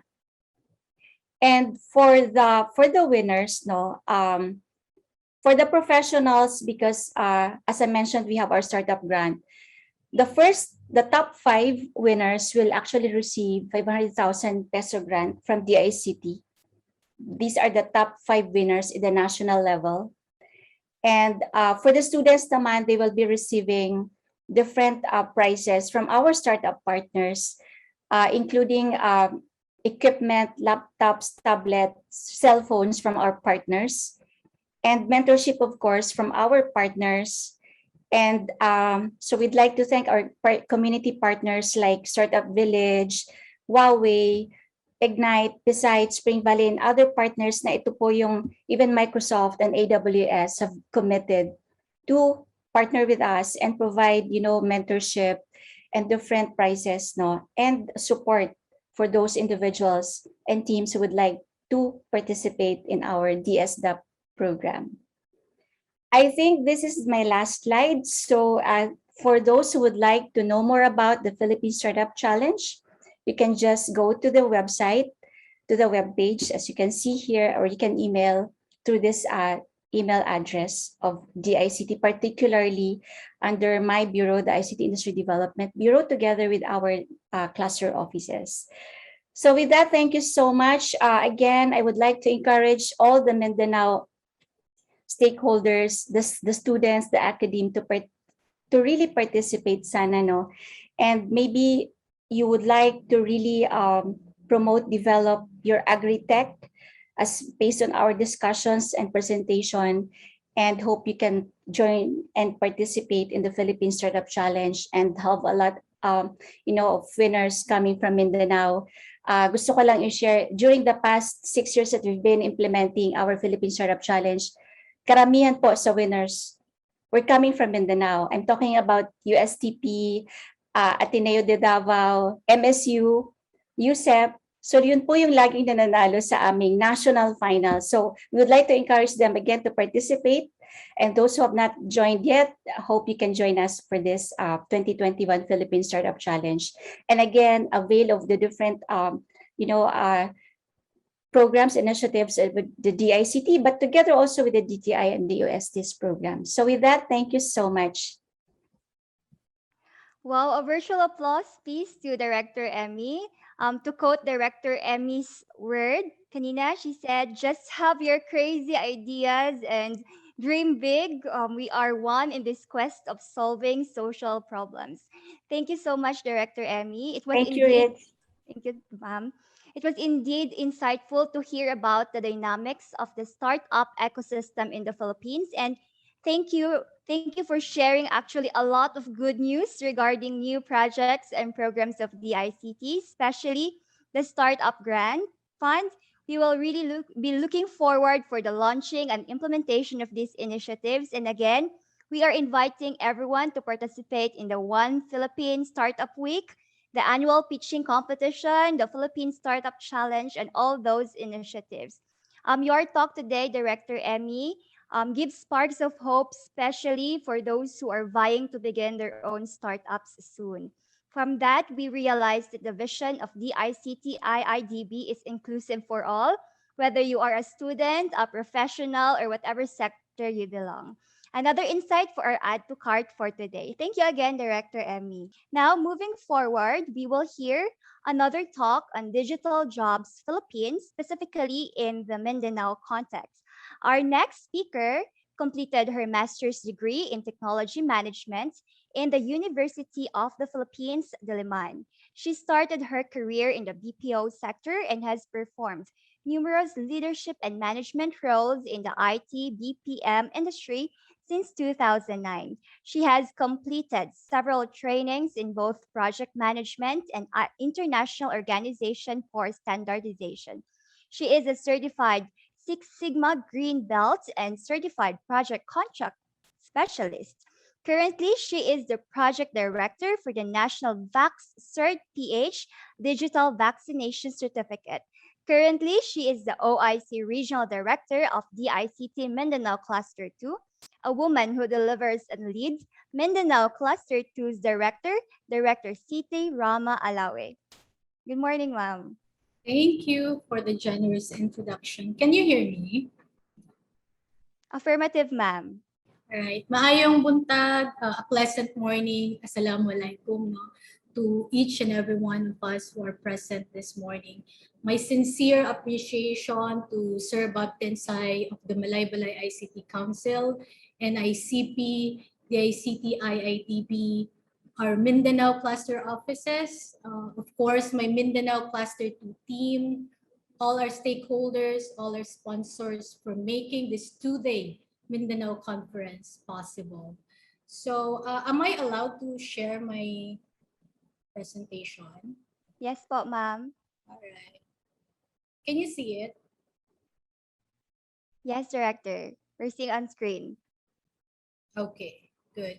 So over the last 3 years po, your DICT has made significant progress in addressing unemployment and promoting economic development through ICT inclusion. And with many of our graduates landing stable and full-time work from home jobs with the participation of locally made products to the e-commerce landscape. So this is the digital jobs page. Just a quick history lang po. No? So digital jobs PH was actually previously known as the Rural Impact Sourcing and is part of the 4 initiatives of the digital PH program of the e-innovation back then. And it's now called the ICT Industry Development Bureau, or the IIDB, led by our beloved Director Emmy.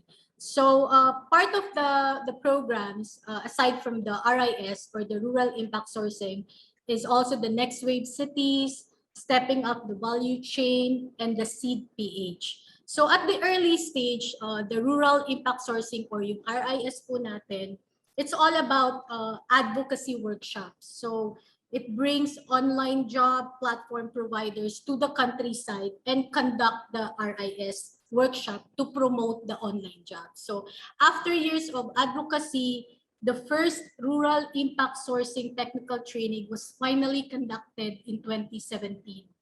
And it was launched po across the country, in which 3 of the technical trainings have been conducted in Mindanao Cluster 2 on that pilot year. So let us now take a look back on the very first DJPH and discover how this training has helped our graduates and beneficiaries. The Department of Information and Communications Technology, or DICT, is the primary entity of the Philippine government tasked to plan, develop, and promote the National ICT Development Agenda. To build the capacity of individuals in the countryside, the department is implementing the Rural Impact Sourcing Program. The RIS program focuses on high-density areas with low employment due to lack of investors. It also provides access to new income opportunities to individuals that might not otherwise be employed in the ICT-enabled sectors. The DICT has developed a module that will provide technical training on these jobs. The training primarily aims to increase people's hireability by focusing on development and improvement on their ICT skills and utilize it for employment opportunities. In 2017, the DICT conducted the training program in 26 locations all over the country and produced 534 online Filipino workers. Let us meet a few of them.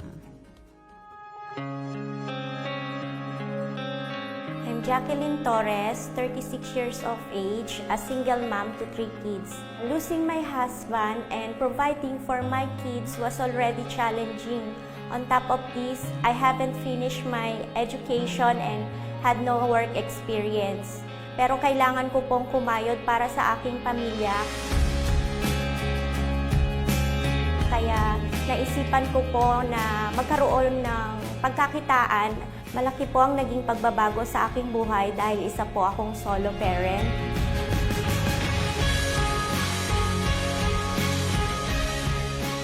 Maswerte po ako, nabigyan po ako ng oportunidad na makasali sa training na ito.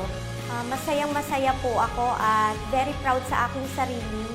Sa kasalukuyan po, napag-aaral ko ang aking mga anak ng maayos at nagagamit ko po ang mga natutunan ko computer skills and knowledge through RIS technical training bilang isang online freelancer at online seller. Never lose hope, there's always opportunities. Never give up and don't stop learning.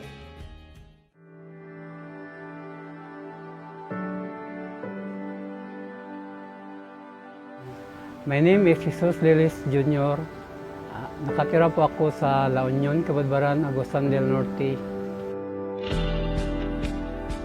Nung hindi pa ako sumali sa training, hindi ko alam kung paano magkaroon ng magandang ideya para magkaroon ng kliyente. Marami akong natutunan sa training. Sa pagpasok ko sa training, nalalaman ko po kung ano ang gagawin para makakuha ako ng good client. Napakaganda po ang programa sa RIS. Lahat ng itinuturo nila doon ay nagagamit ko. Ito po yung unang libro ko na natapos. Ito ngayon ako lang ang magdi-design sa lahat ng dito. Hindi ko na kailangan mag-abroad eh. Sana po magpatuloy itong training sa RIS at sana mayroong second batch dito sa Cabadbaran para marami ang matuto. When RIS technical training came in, wala pa kaming Facebook account. So yung training natin, gumawa siya for us. I highly recommend RIS TT trainees to be part of MSMEs in promoting our products and our services.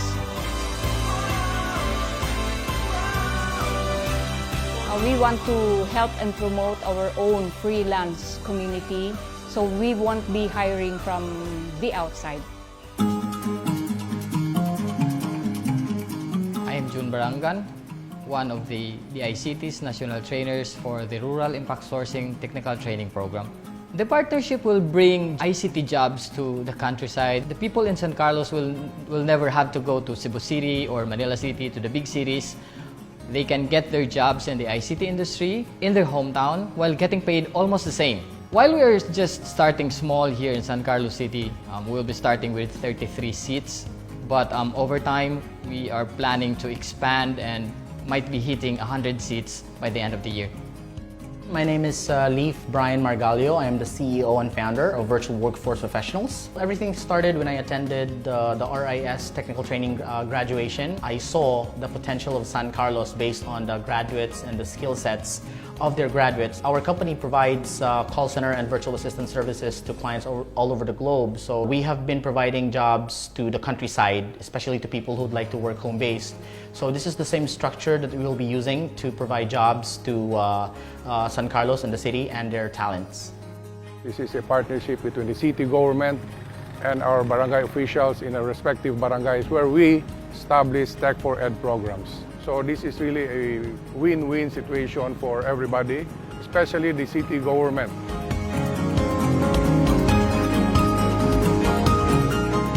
The stories of Jacqueline, the partnership of the LGU and virtual workforce professionals, Fe and Jesus, are only a few of many more inspiring individuals who have rose above the challenges of unemployment with the help of training assistance from the RIS TTP. In the years to come, the DICT wishes to expand this network to even farther areas where the next Filipino global business may spring forth.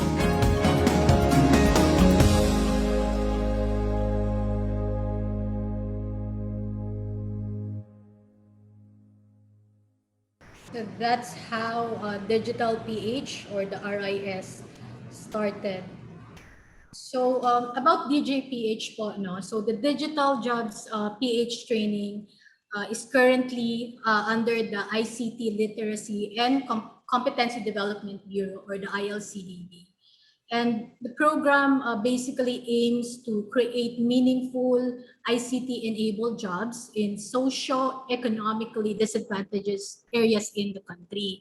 So it's specifically focused on areas where there is high population but low employment due to lack of investors. And it also aims to promote ICT-enabled jobs on a high-value economic activity in rural communities that are not yet ready to host yung tinatawag nating IT-BPM, or the Information Technology Business Process Management Operations. So part of the objectives, or the objectives of the DigiPH is to increase the ICT technical skills of the talents in the countryside.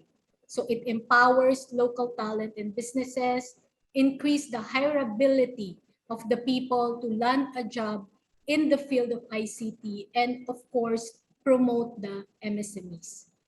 And these are our 2021 offered trainings po. So this is across all the clusters for DICT, not only in Mindanao. So we have here English, a second language. So this particular training focuses on enhancing and integrating the 4 macro skills. Ito po yung reading, writing, speaking, and listening.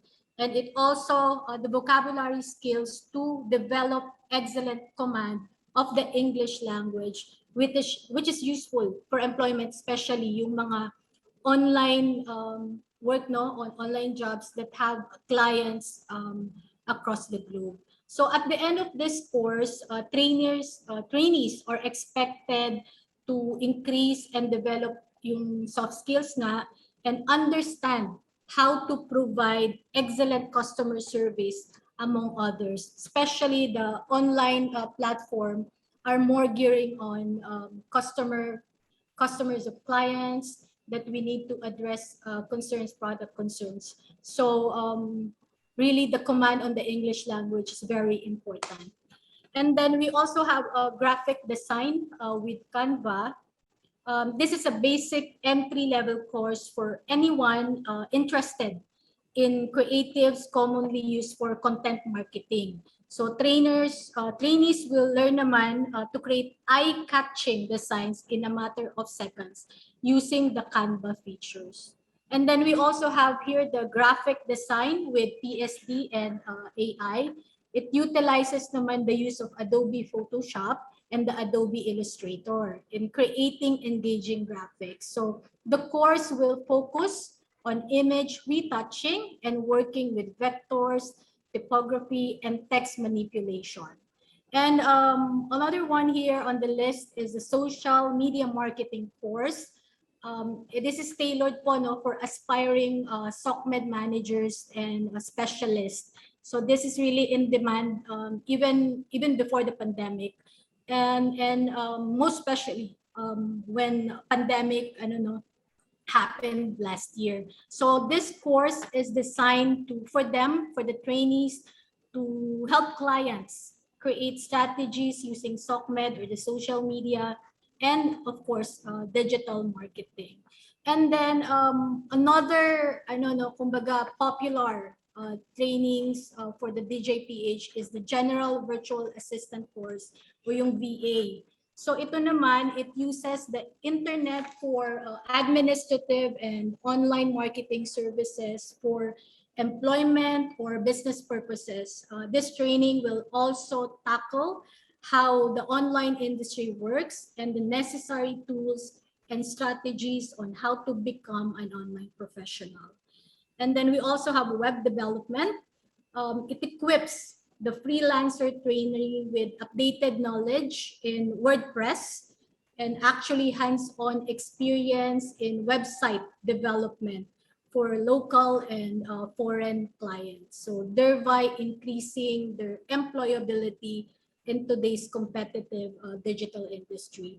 And last but not the least, we also have the intro to e-commerce. This is for the ME, and this is actually an introductory course that teaches participants what e-commerce is all about and how to set up an online store from various platforms and online marketplace, so such as the Shopee, Lazada.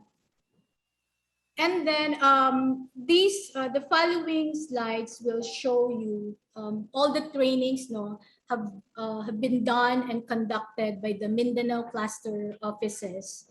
So for Mindanao Cluster 1, MC1 handles Zamboanga, Peninsula, Basilan, Sulu, and Tawi-Tawi. So from June to August 2021, they have conducted 6 trainings. So you will see there we have social media marketing done in Zamboanga del Sur and Zamboanga Sibugay. And then also 1 graphic design training in Sulu.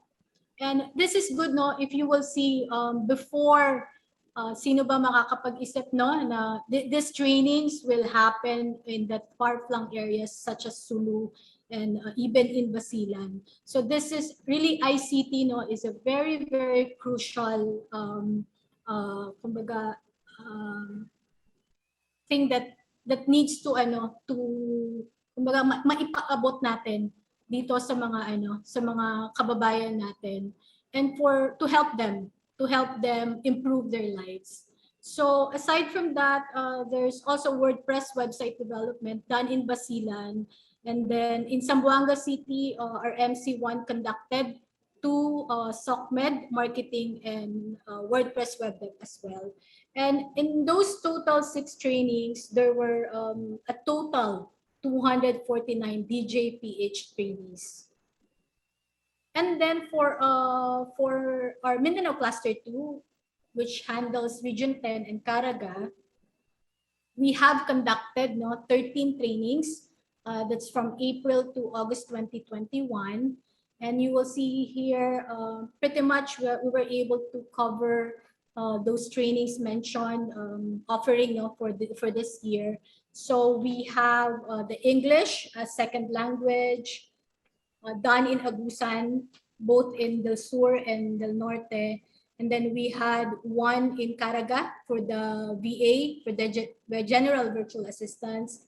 We also done for Region 10 naman, that's two Gen VA and SOCMED marketing, and a total of 9 for across the cluster. And that's a total of 333 DJPH trainees. And then for our Mindanao Cluster 3 naman po, this is our MC3 handles the Davao region, the SOC Sergeant, and the BARM. They have conducted 7 trainings from June to August. And you will see here General Virtual Assistance in Sultan Kudarat, Davao de Oro, South Cotabato, and then Davao Oriental, and MSME chat box for Gensan and Davao del Sur, and one SOCMED marketing in Lanao del Sur. And that's a total naman po of 183 DJPH trainees.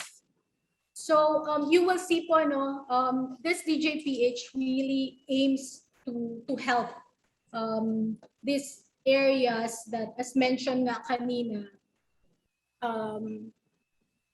to provide opportunity for these areas that rural areas that lack in investors. So we're giving them opportunity to tap the online world to help them in their employment. So before I end this presentation, here's a heartwarming testimonial from one of our DJPH graduates last year, si Nino Haos, on how DJPH changed his life.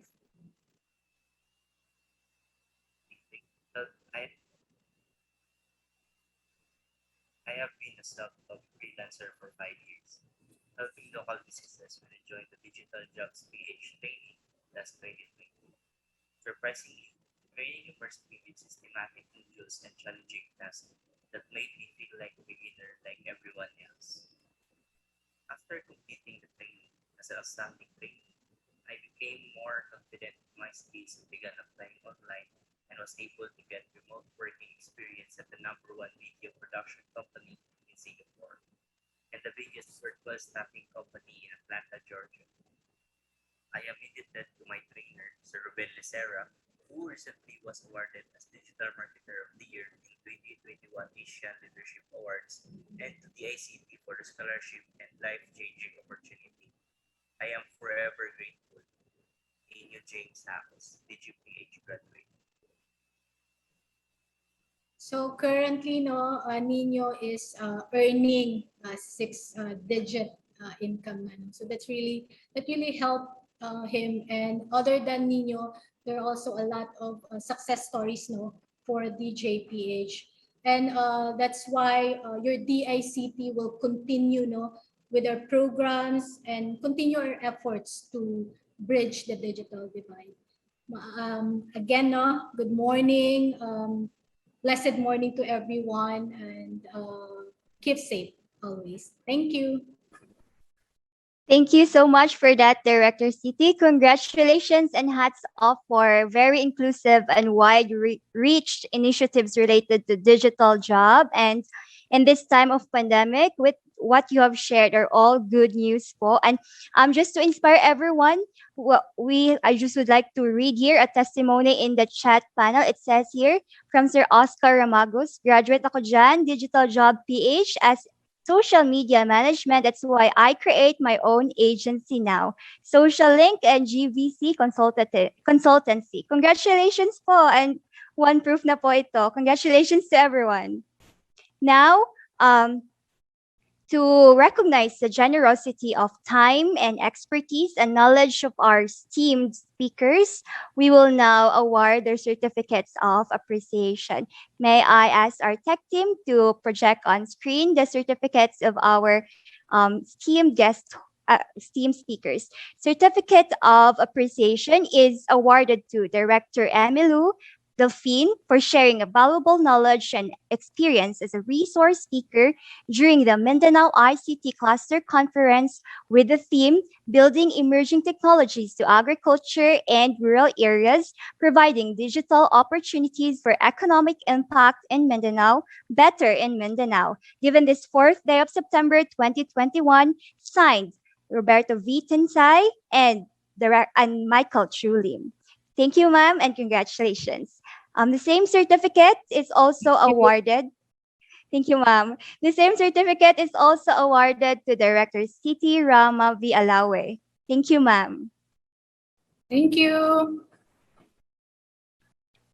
Now, this time, we are going now to one of the most engaging and fun and very engaging and very informative also part of our program. We have our panel discussion. For today, we have invited individuals with successful stories of starting and thriving in digital jobs. We have freelancers in the rural areas of Mindanao. We have panel representatives from the 3 clusters of Mindanao. Joining us from Mindanao Cluster 1 first is Ms. Mary Therese Arsenia, Marketing Director and Certified General Virtual Assistant and Social Media Marketing Trainer. Good morning, Ma'am Mary Therese. Also, we have second, joining us from Mindanao Cluster 1, we have Ms. Jehan Fatima Foro, a Certified Virtual Assistant, Social Media Manager, and Digital Skills Trainer and Content Writer. Good morning, ma'am. Third, we also have Ms. Raquel Asa, the Chief Marketing Officer at Deep Technologies Incorporated. Also, we have representatives from Mindanao Cluster 2. We have first Mr. Rene Boy de Jesus Jr., a graphic designer, social media specialist, and a landing page designer. Morning, sir. Second, joining us again from Mindanao Cluster 2 is Mr. Fred Angelo Macabales, a customer relations expert, a social media manager, and a CEO of Hive's Work IT Solution. Also joining us from Cluster 2 is Ms. Carol Ives Torre, a content writer, strategist, social media manager, and company owner of 13 Media Lab. Good morning, ma'am. Also, joining us from Mindanao Cluster 3 is first Ms. Maridev Guiñanes Espigira, a real estate virtual assistant. May we remind everyone to please stay muted. Thank you. And a virtual assistance course trainer, president of the Online Freelancers of Davao Oriental, and CEO of Hire MEPA. And last, joining us as well from Cluster 3 is Ms. Siti Noor Jehan Hassan Makapundag, a certified digital marketing specialist, a content creator, an e-commerce specialist, and website developer. Good morning, ma'am, sirs, and welcome to our panel discussion. This panel discussion will be moderated by the Executive Director of Kaamulan Chamber of Commerce, Mr. Robin Cui.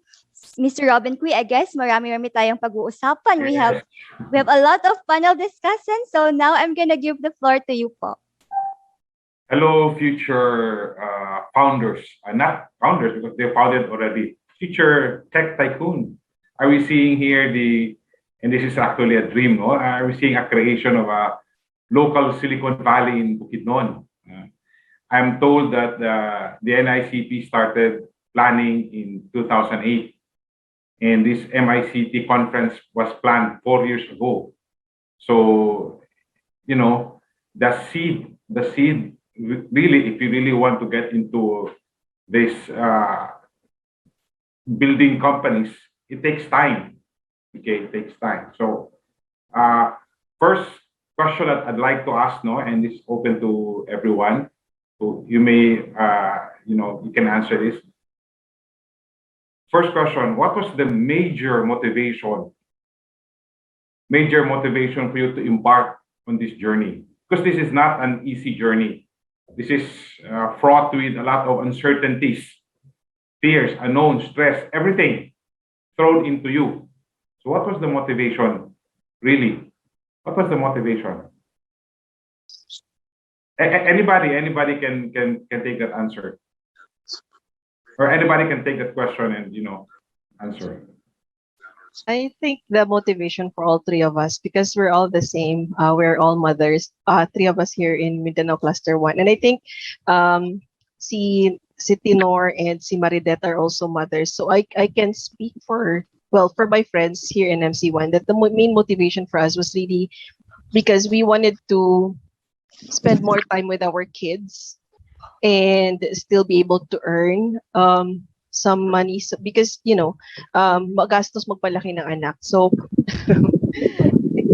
it's really the kids, the motherhood, and also the quest for self-fulfillment, because we weren't really satisfied with being we weren't really satisfied with just staying at home and accepting help in my case, help from my husband or money from my husband. I wanted to do something for myself without really sacrificing the time that I spent with my kids. So yeah. Okay. So anyone? Yeah. From For me naman, aside from motherhood, I really came from, let's say, how do I put it this way? I mean, I came from a failed marriage. And during that time, I was actually facing a dilemma. But then she kept on asking me, bakit ka laging nagmamadali? yun, yun yung laging tanong niya. So I need to attend to my ESL job, and the time is very hectic, very demanding. So if you don't attend to one of your classes, you get penalty. So siya yung nagbigay sa akin ng idea, oh Rax, you know what? It's better that you shift to freelancing because you have the freedom to change your schedule or choose your own schedule. And at the same time, you have the freedom to choose whether you want to work in the morning, in the afternoon, or in the evening. Mas flexible siya. And during that time, I said, oh nga no, because I was eyeing on a, what do you call this? I was eyeing on a course before, pero hindi siya free. It's 18,000.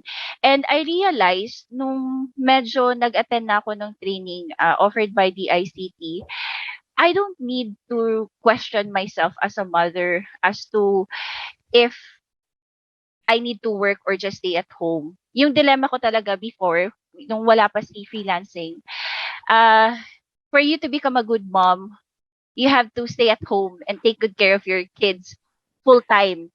But then, as a woman naman, I am torn because I am very competitive. I grew up that I'm used to working for myself, earning for myself, and I am not really um confident asking money or help from other people. Gusto ko pag mayroon akong gustong bilhin, I want to provide for my kids, I can freely do that.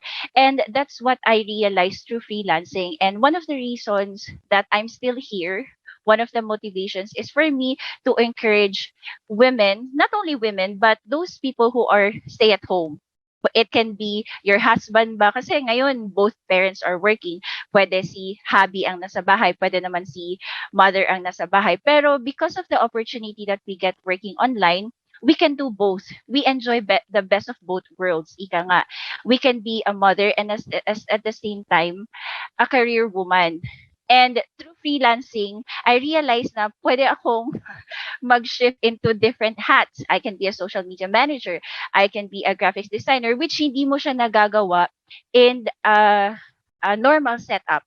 Diba? Like, if you are employed in a certain position, like ako as a nurse, I can only work as a nurse. But in freelancing, I can be whoever I want.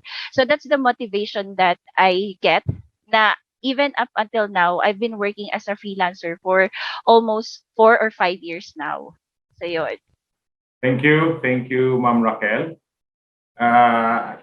What's very, very clear is that this motivation was born out of adversity. It was born out of adversity or a problem or a certain desire or a certain need. So I think what really my point is that, and to the audience out there, if you're facing any sort of adversity or any challenges, as we said earlier when we drumbeat this opening, embrace the challenge, embrace it, okay? And in the process, you become your own boss. Now, another question I'd really like to ask, and I'm reminded by a Filipino Silicon Valley success story, si Dado Banatao. I don't know if you are very familiar, but his greatest challenge actually when he shifted from corporate to becoming a entrepreneur, technopreneur, was the balance between time, time and the demands of the job, especially now during the pandemic. So this is the proverbial question that they really like to ask, especially the mothers here. And anybody, probably we can give a space for those who have not participated yet. The question really is, how do you balance, especially now that we have the pandemic?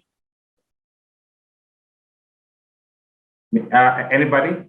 Maybe Ma'am Mary or anybody from except those who have already participated. So I was just choosing actually from someone who did not participate yet. Oh, they're all muted. Oh, okay. Hello. Oh, Yes, ma'am. okay. Clear? Okay. So I think your question, sir, is by the way, before I continue, please accept my apology for my voice because I was sick for the few days and I have no choice because I have left and right freelancing skills training in Lanao del Sur and part of Luzon. So I don't have a choice but to speak for the whole day. So this is the result. Okay. So I think your question, sir, is So you have how balancing issues so that you'll stay healthy. okay. So for me, being productive because you see, ako lang yung nag-aalaga sa dalawang anak ko, which is 1 year, more than 1 year old and 4 years old. So I don't have helper. My husband is not with me right now because he's in abroad. And then nagtuturo din ako as online, as a trainer and as well as working online. For me, magiging ano lang yan, nababalance ko siya by kung paano ko ginagamit yung time ko. For example, is kung naglalaba ako, nakikinig ako ng mga tutorial. Pag naglalaptop ako, nagduduyan ako sa anak. So, it's a matter of how are you going to use your time. Pag nanonood ako ng TV, pag wala nang palabas, nagsusulat ako, ginagawa ko yung mga task, nakikipag-chat sa mga estudyante ko, nagpa-follow up ako sa kanila. And I think the first big factor na mabalance mo yung pagiging freelancing mo because freelancing is not an easy task or not an easy journey. So the most important para hindi ka tamaan ng impostor syndrome or shiny object syndrome, yun yung mga time na ay hindi ko pa ata kaya na kumuha ng client, ay hindi ko pa ata to kayang aralin kasi maliit pa yung alam ko. Para hindi ka kasi tamaan nun, ang ginagawa ko mostly sa lahat ng estudyante ko, even myself, ang ginagawa ko is to set my mindset. Kailangan alamin ko muna sa sarili ko why I'm doing this, what is the reason why I'm doing this, what is the specific goal na gusto ko ma-achieve para maging aware ka sa mga struggle, sa mga frustration, mga problema na maaari mong pagdaanan on your journey as being an online professional. Kasi to be honest, maraming mga freelancer na high-skilled, high quality yung kanilang mga expertise. But the problem is pag may time na dumadaan sila sa mga problema, nahihirapan sila, sumusuko agad sila dahil hindi klaro sa kanila kung bakit nila yung ginagawa. So ako klaro sa akin kung bakit ko to ginagawa because first, of course, I want to be with my family. Aside from money, this is my passion. Gustong-gusto ko nakakatulong sa ibang tao. So DICT Digital Jobs PH give me an opportunity to share my skills to help other and keep transforming other people from nowhere, from zero to hero, ika nga, because I don't know if you are aware, I came from Marawi, which is I lost everything. I mean everything, my house, my clothes, my money, but the ICT Digital Jobs PH give me an opportunity to grow, to be who I am right now. So, for me, mababalance mo lang yon once na alam mo yung dahilan kung bakit mo to ginagawa. So, I'm encouraging all the freelancers and aspiring freelancer to fix muna yung mindset ninyo para hindi kayo agad-agad na bumagsak. Very amazing, inspiring story. My sharing to you is this. When I was in my younger days, I was working for a global startup and I was in New York. And your story is similar to the story of the immigrants, the Mexicans. Because we were putting up an online restaurant, so we were, and the back room was in Cebu, so we were distributing leaflets to the New Yorkers, and we were using the Mexican immigrants, yung mga equivalent sa mga TNT, and they could not speak English. So I was so amazed. You know what they were doing? They were listening to English at that time, Walkman pa, so or the tape recording on the Spanish to English mga translations, and while they were distributing flyers, and in 2-3 months time they can already understand and speak conversational English. Point really is, anywhere in the world, regardless of where you are, okay, really multitasking and becoming adaptive to this environment is common. Okay, it's a common story. And I'm reminded also of a great, I forgot, he's a social scientist. He survived the horrors of World War II in Auschwitz, in the Holocaust camp. He says, if you know the whys, you can live with the house. So I think that is your story. Ika nga, Yeah. sabi nga nila is, the best choice is no choice. Yeah. Okay. So, anybody else before do we still have time? Ma'am Rich, do we still have time? Because I have a lot of questions but I'd like to ask on the panelists. Do we still have time? Maybe we can accommodate the other panelists who have not yet shared. Yes. Okay.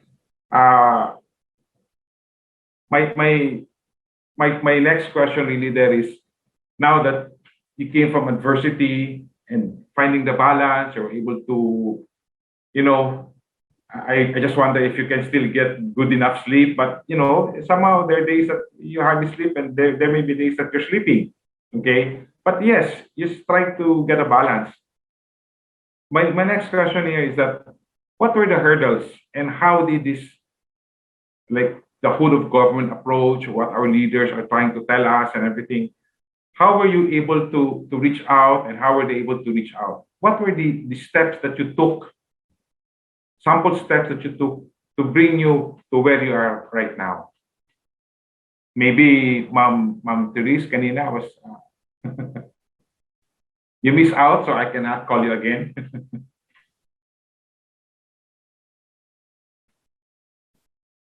Ma'am, Mr. Reese, maybe it would help if you would try to take your earphone, maybe? Let's try. Okay na? Yeah, that's better. Yan. Kasi meron akong built-in sound system dito. So, so yan, sige. So ngayon, raw tayo. So, sir, I believe I have to again, to let you repeat your question. So, No, hindi masyado clear, yes. My question there is, just to put into the context, the third question that I asked. We all said na all this, where you are right now, we were all born out of adversity. With certain challenges that came into our lives that somehow we did not have a choice but just to embrace it. Whether it be, motherhood or, relationships. We came from adversity. Then from there, we were trying to find the balance. Ma'am City was, sharing to us that, multitasking is very, very important. Okay? Naglalaba, nakikinig, all these, details of the challenges, the daily challenges that we face. So the next question there is, from your side, how did you hurdle? Okay, how did you hurdle and how did you connect the dots to where you are right now by tapping into the resources that our leaders were sharing to us yesterday. Okay, so back in 2010, sasabihin ko lang po yung story ko, just a little bit review, history. Back in 2010, I really wanted to be a freelancer. Like my co-trainers here, Miss Jahan and Miss Raquel, I am also a mother of 3. Yes, I'm a mother of 3. Back in 2010, I also wanted to augment the income of my husband, but there was really lack of job opportunities. And then when we saw both of us, us saw the opportunity online, we wanted to grab it, but there was no trainings available. Our equipment was very that time where we lacked resources or capability to buy a really good laptop to start with, and then there was no stable internet connection. There were so many struggles, but then sabi nga ni City, if you know what is your why, sabi niyo po man, kanina na if you know your whys, if you know what you really wanted, you can really do it. If there's a will, there's a way. So since I really wanted to become a freelancer, I wanted to work from home. I wanted to have more time with my kids. I wanted to see them grow up. I wanted to see them on stage, dancing, be on each of their activities like camping, like Girl Scout, Boy Scout. So I really wanted to be there. So I really strived. And luckily, I was able to find my first international client. And then hindi naman siya yung agad-agad. It's been like 3 months of rejections, interviews, rejections, and then luckily I found my first international client. And from there, akala ng iba, ang ganda na experience namin. When you find your first client, hindi pa eh. You have to really grow. You have to learn, update your skills, level up. Because one day, if you're not good enough for the client, if you're not able to give value to the client, wala na, end contract again. That's really the cons of being a freelancer. That's why for the past 11 years as a freelancer, I've really experienced so many struggles, internet connection, power interruptions, especially here in Zamboanga City, lack of really opportunities. And I really saw that. That's why I am very thankful that since 2017, when DICT introduced me to RISTT, that paved the way for me to really level up my skills. That paved the way to really build my confidence. And with DICT, RISTT, I am really where I am right now because of RISTT, because of that training. I believe Miss Raquel and Miss Jahan saw me before, and hindi po talaga ako ganito. I'm very shy. I am that reserved lady na gusto ko sa bahay lang. I am very that housewife. Pero because of RISTT, I also wanted to share the beauty of being a freelancer, the beauty of working from home, the beauty of being a mom, and also a freelancer, being able to provide for the family.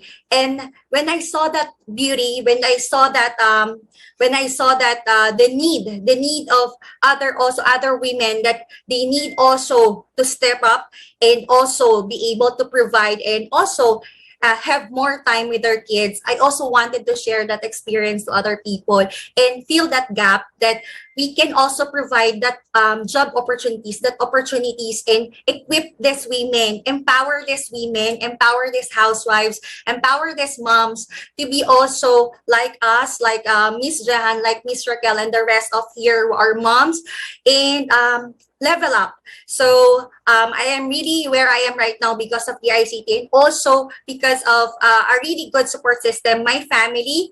And I believe, sabi ko kanina, gusto ko talaga sagutin yung question mo, Sir, Mr. Robin, because sabi nga ni CT, very good. Yes, if you really know your whys, you know how to use your time well, if you know your goals, if you know your priorities, you can really do what is needed, what is demanded from you. Yes, we are all mothers here, or else, or busy moms here. Yes, we struggle. We sometimes break down. Sabi ko nga po sa post, some scholars po, students of mine who are mothers, they're amazed of our strength and flexibility po. Grabe yung trainings, how to juggle trainings, motherhood. Meron pa po kaming hinahandle na work sa mga international clients. I also have side hustles like I'm selling properties. But how to juggle? Tama po, if you really know your whys, if you know how to really use your time well, because you know your whys, you know your priorities, you know your goals, you can really keep up on the demands of everything that is needed from you. So that's it, sir. Thank you. Thank you. Gracias. There's a question here, but I think I will have to give this later to the ICT. No, they're actually requesting if there is an extension on the courses, on the digital transformation competency development courses for Mindanao. So that will be answered maybe later on by the DICT folks. One last, Ma'am Rich, or Yes po, one okay. last for Okay. the others who were Yes, able to because talk. really- One last po. One last, okay. What would be your parting words, Ma'am Ivy? Because I think you're the last that we have not heard of. Ma'am Ivy Store.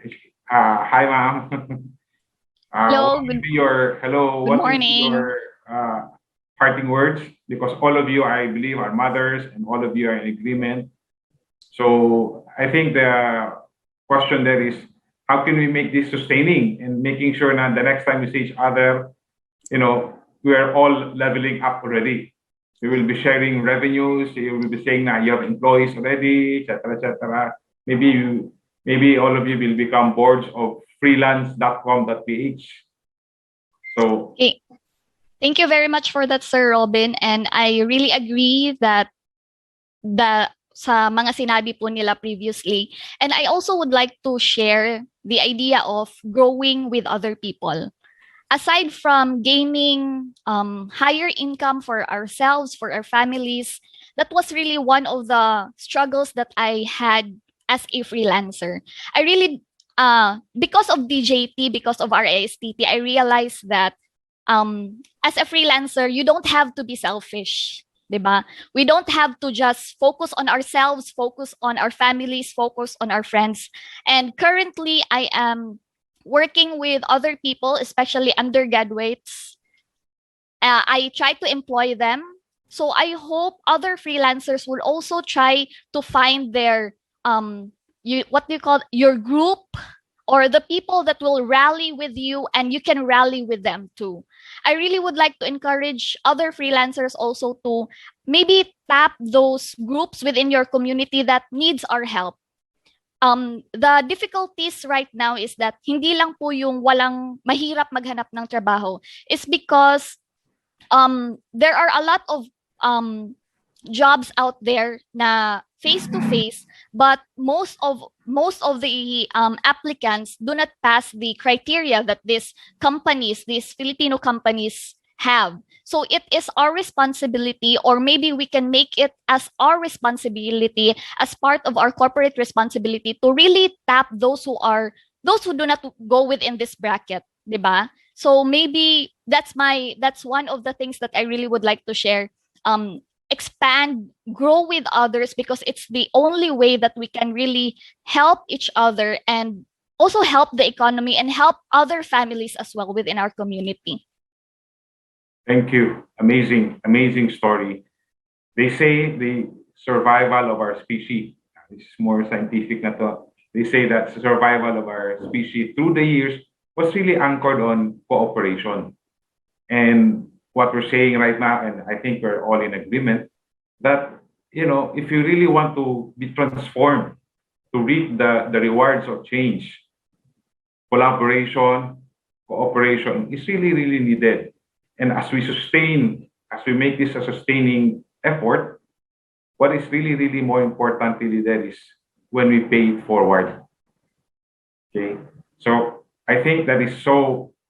I think I'm the only gentleman around with empowered women here. So, and of course, our beautiful MC is, I think majority rule. So I will not be getting to talking, and a lot of talkatons. So, ladies, yes. Sir, I'm so sorry. I think we would listen still for Miss Marideth. Sorry. We would still be listening to Ma'am Marideth po. Okay. There's okay. Last, are we saying of the last one? Okay. So, yes. So I will be cutting off my discussion, and I will give the floor to the next person.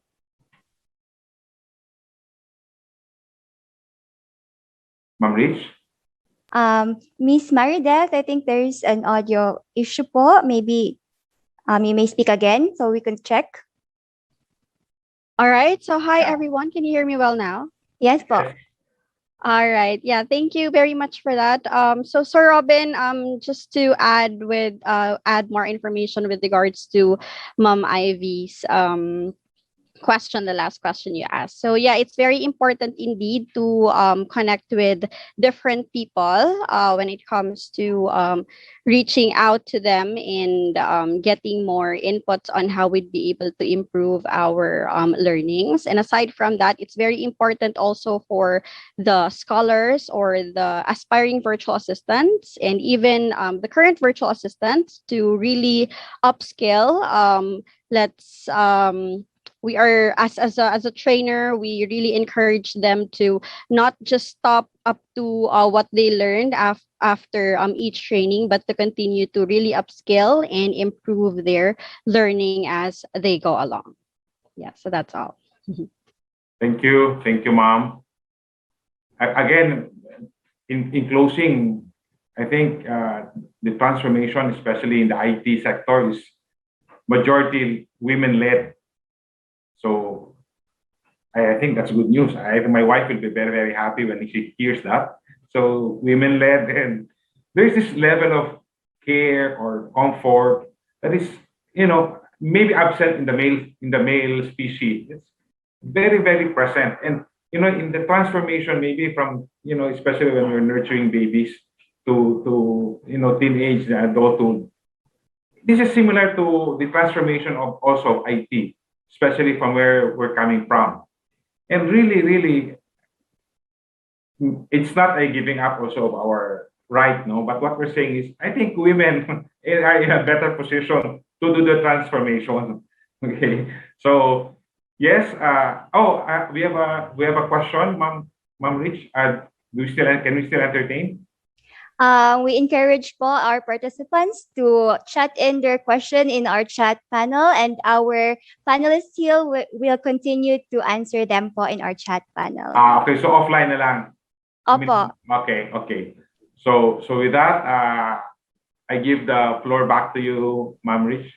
Okay, that was great po. Thank you for moderating the session, Mr. Robin Huy. And hats off and congratulations ang isang malaking palakpak po sa ating mga power women in our discussion room, no? Grabe, kahit na papalunch na tayo, parang busog na tayo sa mga hugot ng ating mga women. And of course, thank you po for inspiring us with real life stories. I really love our session. It's filled with real life stories. Thank you. Our session is packed with testimonies and tips from our online freelancers.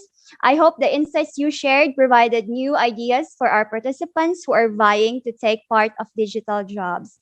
Now, again, to recognize the generosity of time and expertise and knowledge of our esteemed panel discussants and our moderator, we will now award their certificate of appreciation. May I call again our tech team to project their certificates on screen? We have here first, thank you so much, Ma'am. A certificate of appreciation is given to Ms. Mary Therese Orsenia for sharing valuable knowledge and experience as a resource speaker during the Mindanao ICT Cluster Conference with the theme Building Emerging Technologies to Agriculture and Rural Areas, Providing Digital Opportunities for Economic Impact in Mindanao. Given this 4th day of September 2021, signed Mr. Roberto Tinsay and Mr. Michael Chuli. Thank you so much, ma'am. Another certificate of appreciation with the same citation is given to Ms. Jehan Fatima Foro. Thank you so much, Ma'am Jehan, and thank you for sharing your story. Another certificate of appreciation is given to Ms. Raquel Asa. Thank you for sharing your time with us, Ma'am. Now, another certificate of appreciation is given to Ms. Carol Ives Estore. That was truly inspiring, Ma'am Ivy. Thank you. And another certificate of appreciation is given to Ma'am Maridet Kiza Estegira. Thank you so much, Ms. Maridet, and that was truly inspiring.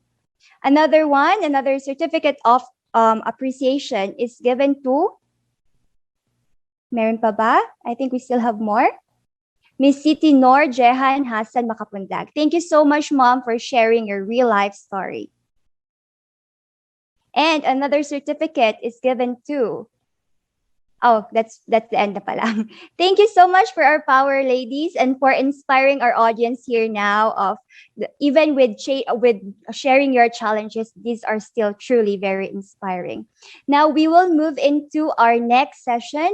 Time check, it's 11:42, so we will move immediately for our next session. And of course, I'm so sorry to skip Sir Robin Kui. I'm so sorry. Thank you so much, sir, for moderating our session. Anytime with all these empowered women, it's an honor. Babalik pa po kayo mamaya. Moving forward, we have another batch of panel discussion for an equally important field, and that is on talent development. To help us understand and gain insights on how talent development helps in the IT BPM industry, we have with us our panel discussant. He is the Planning Officer Designate, the Internal Quality Auditor, and the Education Supervisor 2 of CHED Region 10. We have Dr. Desiderio Apag III. Good morning, sir. Welcome. Hello, good morning, everyone. Thank you, Ms. Arichi, for your kind introduction. Am I audible? Yes, po. Okay, thank you. Before I start my presentation, I would like to thank the management organizers for inviting us on behalf of our CHED Regional Director, Dr. Raul C. Alvarez Jr. We would like to thank again the organizers for inviting us to the Mindanao ICT Cluster Conference sponsored by DICT, NICP, the ICT Malaybalay Council, and then the DAP sa Mindanao. Okay, my topic is on the talent development, how talent development helps in IT BPM.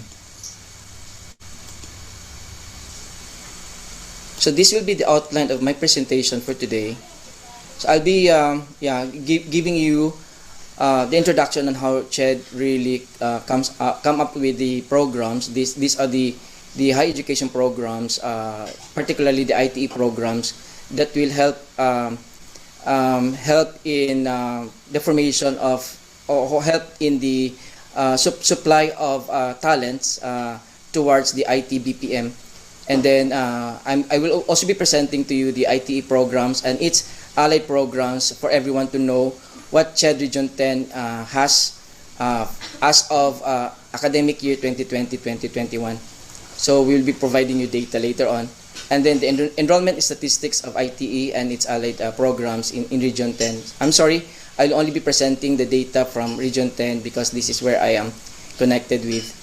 And then the mapping of the CHED programs in order to help the IT BPM key services. And then another topic will be on the direction of the higher education institution towards the e-agriculture. And then I will also be presenting sample research outputs with the permission of the authors that I got these researches. And finally, the last topic will be on the CHED initiatives.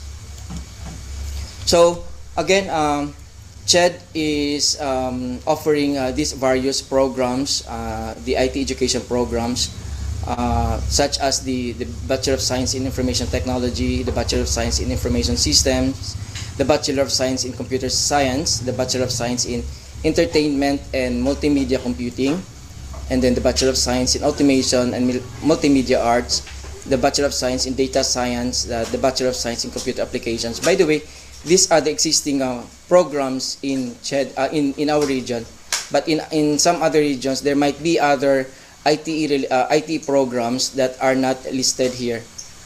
And then regarding the IT allied programs, these are allied programs with respect to the CMO, the CHED Memorandum Order of the ITE programs, as defined here or as identified here. These are the Bachelor of Science in Computer Engineering, the Bachelor of Science in Electrical Engineering, the Bachelor of Science in Electronics Engineering, and the Bachelor of Science in Industrial Engineering. So let me proceed with the enrollment statistics of the IT programs in the region. So if as of AY 2020-21, if you look at the table here, the highest in terms of enrollment is the Bachelor of Science Information Technology. We have a total of 9,113 enrollees, and then with a total of 885 graduates. That is the graduates for AY 2019 and then 2020. And then next in line here is the Bachelor of Science in Computer Science. We have 1,079 enrollees, and then third in line here is the Bachelor of Science Information System, and then followed with the BS Computer Applications, and then we have the rest here, the Bachelor of Science in Data Science. We only have actually one school offering the BS Data Science in the region. Also, one school is also offering the Bachelor of Science in Computer Applications in Region 10. So this is the PI. The BS Information Tech has the highest in terms of the enrollment of the IT programs. And the next slide here, I will also be presenting to you the enrollment statistics of the IT allied programs. Why I included this one? Because these programs will help in the formation of our graduates, our students taking up these IT programs. So we have here I also included here the Bachelor of Science in Agricultural and Biosystems Engineering, because this is the topic of our conference right now, the e-agriculture, so that everyone would know the enrollment data here in Region 10. So in Region 10, we have a total of 290 students currently taking up Bachelor of Science in Agricultural and Biosystems Engineering. And then we have also the Computer Engineering, Electrical Engineering. So the highest here in terms of population is the Bachelor of Science in Electrical Engineering. And then we have here the lowest, which is the Bachelor of Science in Industrial Engineering. And then in terms of the distribution of enrollment here in the region, in Region 10, if you look at the pie here, we have Cagayan de Oro City as the highest. So we have a total of 2,584 enrollees here, and then followed by Bukidnon. No? So since one of these organizers is also the ICT Council in Bukidnon, so they are second in terms of producing graduates, IT graduates in our region. So just look at the pie here. So they are being classified according to cities and also cities and regions. So that's it. And then in terms of the schools offering these IT programs, I have here on the list, we have only one school offering the Bachelor of Science in Animation and Multimedia Arts. That is the Northwestern Mindanao State College of Science and Technology. And then for the BS Computer Applications, we have the MSU IIT in Iligan City. And then for the Bachelor of Science in Computer Science, we have 16 HEIs offering this program. So just look at the list here shown on screen. And then going to the Bachelor of Science in Data Science, it's only the University of Science Technology of Southern Philippines offering this program. And then for the BS Entertainment and Multimedia Computing, we already have two HEIs. One is a public HEI, that's Bukidnon State University, and then currently Xavier University will be offering the BS EMC effective this academic year 2021-2022. And then for the BS in Information Systems, we have 7 HEIs in the region. We have here the Lourdes College, MSUIT, and MSCST, St. Michael's College, STI College Malaybalay, STI College Valencia, and then Xavier University. And then we have actually several schools in the region that offer the Bachelor of Science Information Technology. So just look at the list here. There are 37 HEIs in our region. Okay, now how are we going to map these programs in providing services or providing manpower to the key services offered by the IT BPM? As we all know, we have here the contact center and BPO, the health information management services, the game development services, IT services, the animation services, and the global in-house centers. So we have mapped here in terms of the available programs here in our region. So we have here, like for example, for the contact center and BPO, it is now the responsibility of this program, the BS Information Technology. We also have here the BS Data Science that will also help in terms of the data analytics here. So in terms also of the performance management, it is the responsibility of this program, the BS Information System. So if you read the CMOs of these respective programs, you will be able to know the specific outputs or how would I say that one? These are the outcomes, no? The program outcomes that are defined in the CHED memorandum order of these programs. So for the game development, we also have the entertainment and multimedia computing. We also have the BS animation and multimedia arts. So these are the providers of manpowers or talents toward these the different key services offered by IT BPM.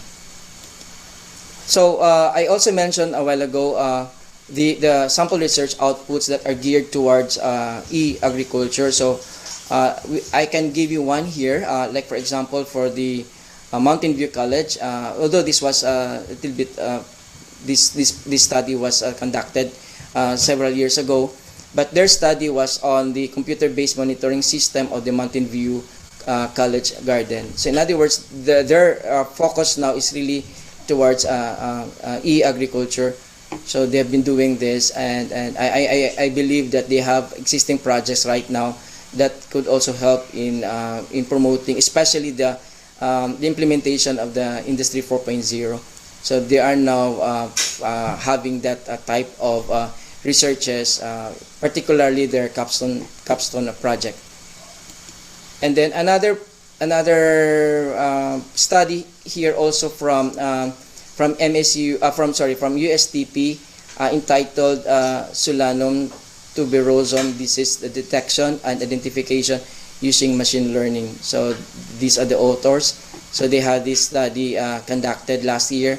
And then this was presented during their system-wide in-house research summit. So yeah, that's this. Their research is really anchored towards e-agriculture. Another one here is also a study from USTP, no? The development of an automated machine for defective corn segregation and classification of Diplodia ear rot and Gibberella ear rot diseases. So the authors of this are connected with the USTP, and then their study was on the segregation of defective corn, okay, and also classification of corn. Another study also from USTP is the title of this is Wireless Monitoring System for the analysis of coconut sap, no, for the production of cocoa sugar. So yeah, that's also geared towards e-agriculture or smart farming. And then we also have one study from Xavier University, the College of Computer Studies. That's the title of the study is the ride-sharing system in an M-commerce application using the this DICT algorithm. This study is helping the market in the farm, and help also deliver the services, just like what that's like what a Grab is using. If you are going to apply or to purchase online services, online goods, then Grab can also do that. So this is equivalent to their study is equivalent to that one. Yeah. So what are the initiatives of CHED? First here, we empower really the Council of Deans and Heads for the Information Technology Education and the Council of Deans for Engineering Education to force interdisciplinary researches in their capstone projects. And then second here, CHED Regional Office 10 has this initiative, the IT capstone projects. Their research is in collaboration with the College of Agriculture and Computer Engineering programs toward e-farming. So they are now crafting the what's that one? The proposal for this to be endorsed to Region 11, RDC Region 11. And the last one here is to augment the enrollment in the IT programs and to address the increase of demands of our IT graduates. So CHED was able to identify these programs as among our regional priority programs. So I think these are the initiatives that will help also our IT programs and also increase our talents now, and thus producing quality graduates, and that will also help in doing our e-agriculture and e-farming. I think that's all for my talk, and thank you so much for listening. Thank you so much for that, Dr. Desiderio Apag, and hats off and congratulations to CHED Region 10. Indeed, ang rami-rami pong ginagawa din ng ating academe, and recognizing din po CHED Region 10. Now, for the panel discussion, the discussion will be moderated by the President of Cagayan de Oro ICT Business Council, a past president for the National ICT Confederation of the Philippines, and the CEO and president of a 21-year running IT company, Syntactics. Please help me welcome Ms. Stephanie Caragos. You may take the floor, ma'am. Hello, good afternoon. Thank you so much. Good morning, Rich. Thank you for the introduction. And good morning, Dr. Apag. Good morning, Ma'am Steph. Yes, thank you so much for the discussion that you have given us earlier. So I have a few questions here that I see on the Q&A. So let me read them, and maybe you can enlighten us with your answer. First is the from Carlos Pontillas. He asks that the number of enrollees for ICT related courses are overwhelmingly high, but when we look at the rate of graduates, it's significantly low. This is, I believe, one of the reasons why we have a challenge in terms of hiring talents, especially for programming related positions. What are the steps being done to improve the rate of graduates? That's also one of the questions. This is coming from the industry. Mr. Carl Pontillas is coming from the industry, and we'd like to be enlightened with this. So because we want to be able to also, adjust our sales when it comes to the talent that is coming into the industry. Yeah, thank you for that question, May we Miss. have your answer for this, sir? Yeah, sure. Thank you for that question, Ms. Steph. If you look at the data that I presented a while ago, there was really a very low figure in terms of number of graduates. If you all know, that was the time when the pandemic started, and there was really this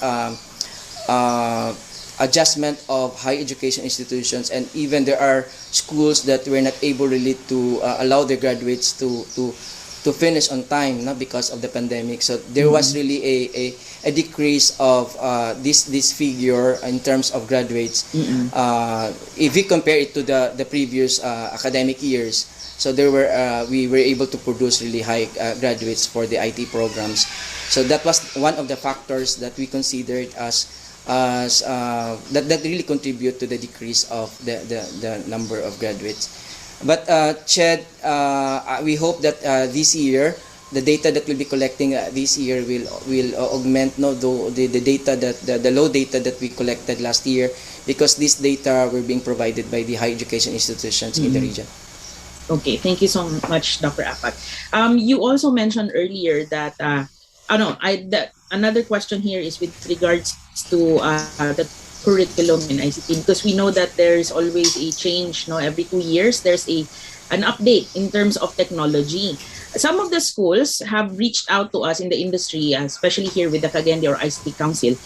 Some really do take the effort to contact us every year to ask us to review their curriculum and perhaps make some adjustments. No, some of the subjects were still outdated, but what we have done is to really help them in terms of coming up with a better what you call this elective that is going to be in line with the requirements this year. But this is just only a very few of the number of HEIs that we have in northern Mindanao that is really reaching out to us.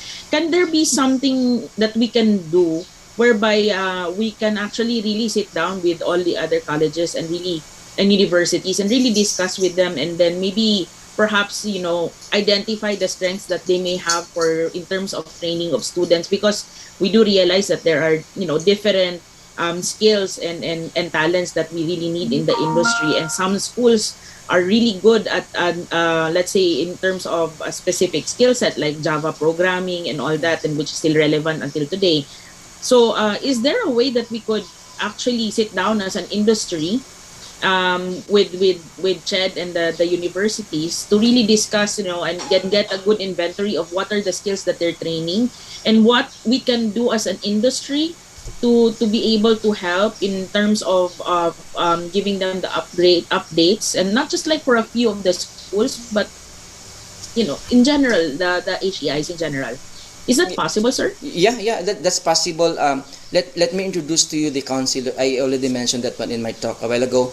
Let me introduce to the Council of Deans and Heads for the Information Technology. This is the appropriate group that can partner with between the industry and the academe, and we will talk about how we can discuss and introduce, since we're talking about the review of the curricula, the ITE curricula, and there could be outdated courses that need to be replaced, but they are subject, they are bounded with the CHED guidelines.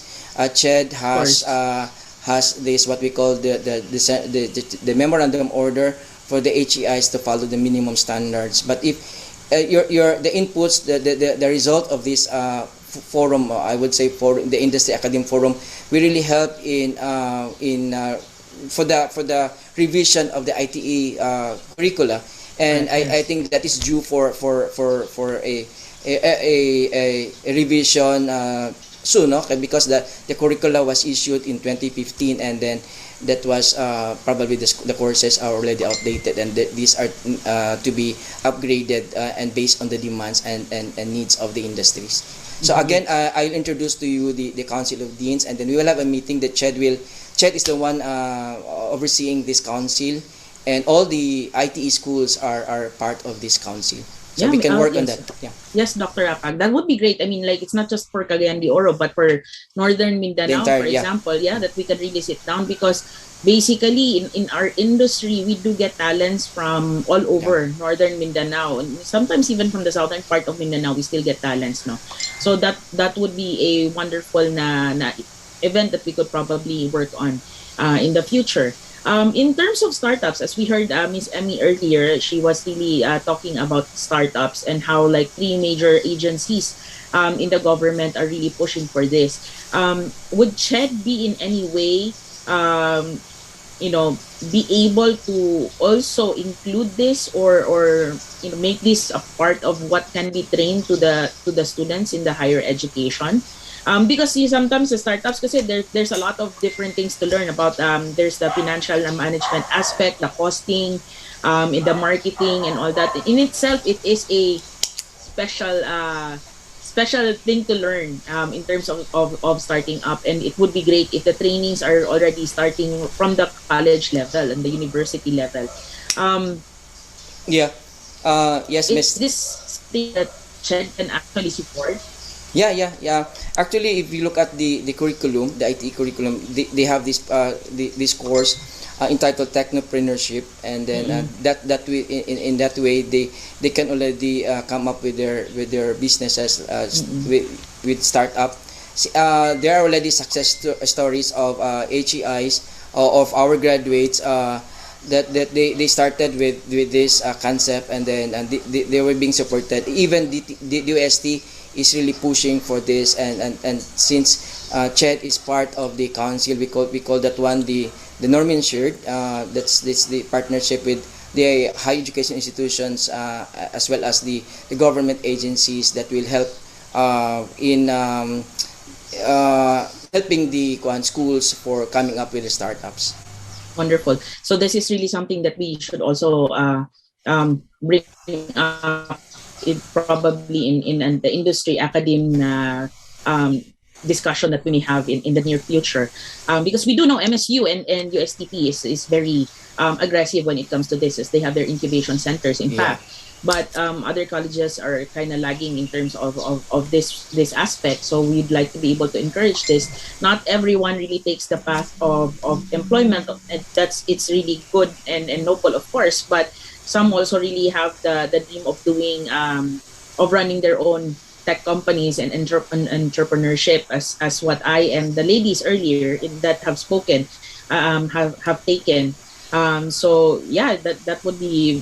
Sometimes we just dive into something without really knowing what it takes, to be able to succeed, and learning, from good trainers would really matter in terms of being successful in this.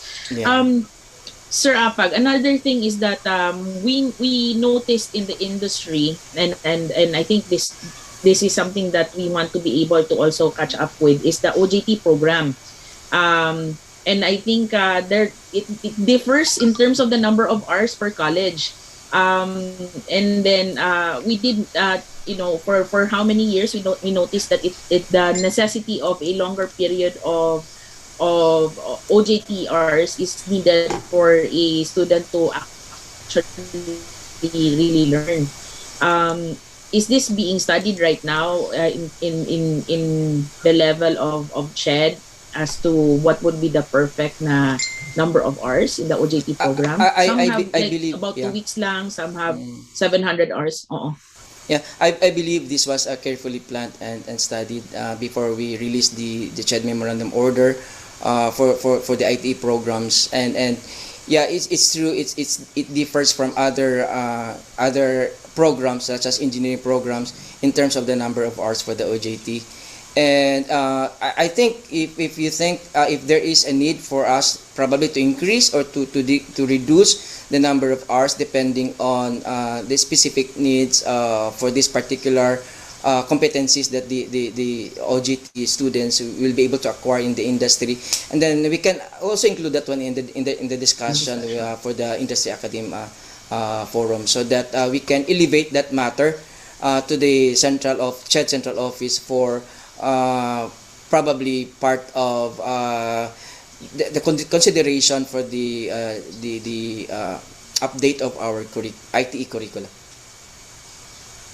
Wonderful. Thank you so much, Dr. Apag. I'd like to ask the audience if you have any questions that you would like to ask Dr. Apag. I see someone raising his hands, Mr. Lord Moni Dalinas. Maybe you can type in your question in the Q&A box.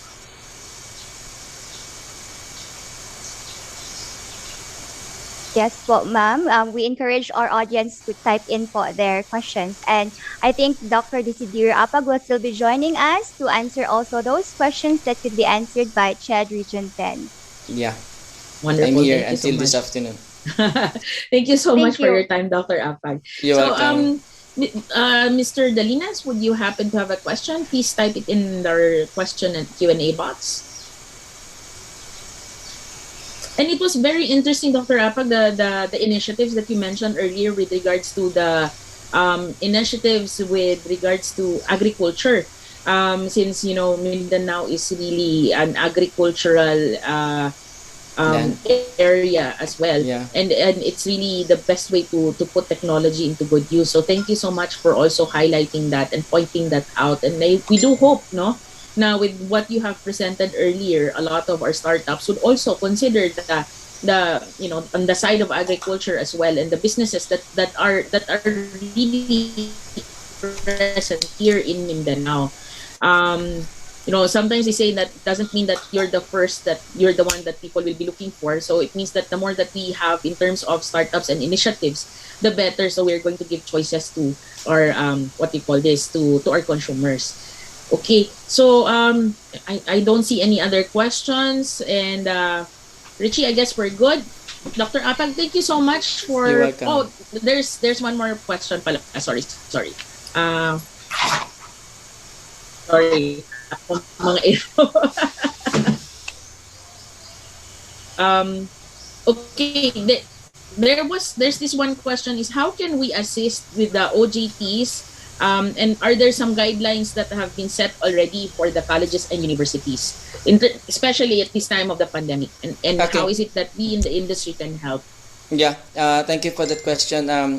For those who are in the HEIs right now, awaiting for this guideline to be released by CHED, for now, we only allow the College of Medicine and its allied programs to have these limited face-to-face classes that include the OJT.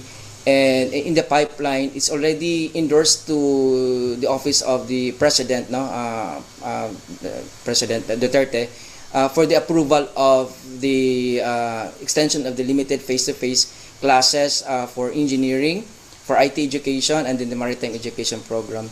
As soon as that will be signed by the President, definitely the limited face-to-face will also be implemented to ITE programs. The three disciplines. We have the IT programs, the engineering and technology programs, and the maritime education programs.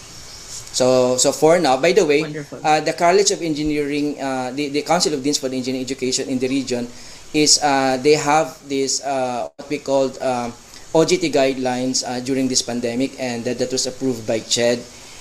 They have these three modalities. They have the virtual, the online OJT, and then they have this in-campus OJT. But they have to follow the protocols, the IATF guidelines, especially during this pandemic. And the third option there is the hybrid, this combination of online and the in-campus OJT. So in other words, we don't really allow our students to be deployed to industries for the OJT programs. So that's all that we can offer for now, with the blessing of CHED Regional Office 10. But as I've said, these three disciplines, it awaits the approval of our national president. Got it. Thank you so much, Dr. Apag, and thank you so much for your time, for the generosity of time and talent that you have given us this morning, and we look forward to hear from you again later on. So over to you, Rich. Yeah, thank you so much, Ma'am Stephanie and Dr. Apag. Indeed, I agree with both of you that talent development is of premium and will always be a part of the equation in establishing the IT BPM industry. And thank you for even mentioning and trying to open the matters of revisiting the curriculum. That's really of essential this time. Thank you, and that was a very helpful exchange of discussion. Now, to recognize the generosity of time and expertise and knowledge of our esteemed panel discussant, Dr. Apag, and our moderator, Ma'am Stephanie Caragos, I may call in our tech team to project our certificates for them.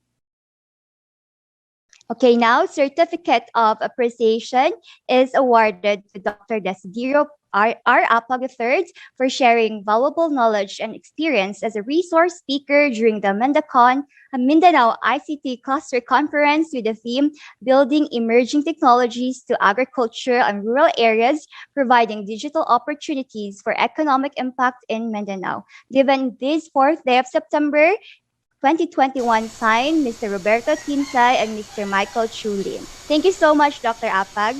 You're welcome. The same certificate with the same citation is given to Miss Stephanie Rosalind Rosalino Caragos. Thank you so much, Mom Stephanie. Thank you also, Rich. Thank you, NICP.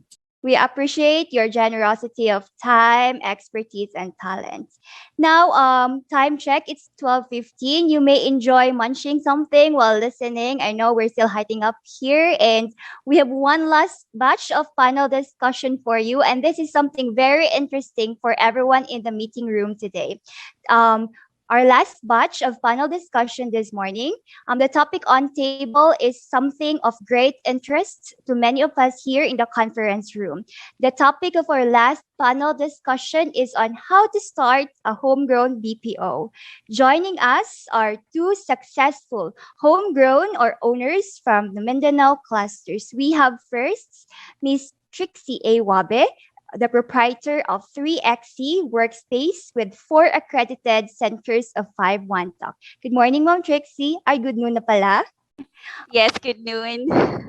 Also, joining us from Cluster 3, we have Mr. Lord Bonnie Dalinas, the CEO of Custard Apple Outsourcing Incorporated and a Rainmaker Startup Champion. Good morning, Mr. Lord Bonnie Dalinas. Good morning. Okay, this discussion will be moderated by no other than the CEO and founder of Virtual Workforce Professionals Incorporated with a team of 644 call center agents and virtual assistants who specialize in telemarketing, telesales, customer service, and admin support. A top-rated freelancer, an entrepreneur, and impact sourcing advocate. Please help me welcome our moderator, Mr. Leif Brian Margalao. I think I'm gonna give now the floor to you, sir, Mr. Leif. Okay, thanks, Rich. All right, so I think I'm going to share my screen here. Wait, I think, okay, there. Okay, so before I proceed with a panel discussion, I just have a few slides here that I'd like to prepare just to that I'd like to present just to make sure that everyone understands the premise of what a homegrown BPO is. But before I proceed to that, also I'd like to say thank you to the to NICP, DICT, and the organizers for inviting me in this event. I'm actually from Region 6, from Iloilo, but Mindanao has always been part of our expansion office, it's always humbling to be part of your events here. And I'd like to also send a special shout out sa mga idols ko dito sa DICT that are here, that I saw on here. First is Miss Emilu Delphine and Sir Eugene Raposola. Hi, Miss Emmy and Sir Eugene, and also to my friends and co-trainers in the Digital Jobs PH program, Jehan, Foro, Raquel, Asa, and Therese Arsenia. Hi, guys. Good to see you here. And also to one of my good friends in the ICT network, Miss Stephanie Caragos, who was the moderator, on the last panel. Hi, Miss Steph. And of course, to my panels, Ma'am Trixie and Sir Lord. Really excited to be moderating with you guys here. So again, good noon to everyone. So our panel discussion today is about how to start a homegrown BPO. So most of the time, and I think Miss Trixie and Sir Lord would be with me in this, where I think they have been asked, a number of times about why did we decide to put up a homegrown company, and why did we decide to invest in rural areas? Okay, let's just say this is the most common question that we get from our network. And I think, from the panel discussion earlier on the power ladies who are freelancers, there was a word that they used, their why and stuff like that. And I think this is also something that we can, relate to, because at the end of the day, every entrepreneur has their own whys. I was also a freelancer before. I worked since 2008 to 2011 as a freelancer before I founded our company, which is Virtual Workforce Professionals. And I think we have the same history with Miss Trixie and Sir Lord, but you'll be able to hear them later on the panel discussion. So why do you think homegrown BPO firms choose to invest in rural areas or in the countryside parts of the Philippines. So there are a lot of reasons why.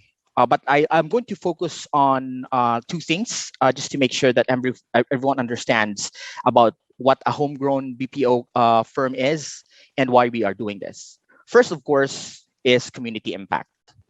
And I think Ms. Trixie and Sir Lord will agree with me when I say that if we are going to talk about community impact, the reason why we are putting, up shop in the rural areas of the Philippines is because we want to bring opportunities in the rural areas. Because let's face it, the rural areas of the countryside part of the Philippines is behind in terms of growth as compared to cities.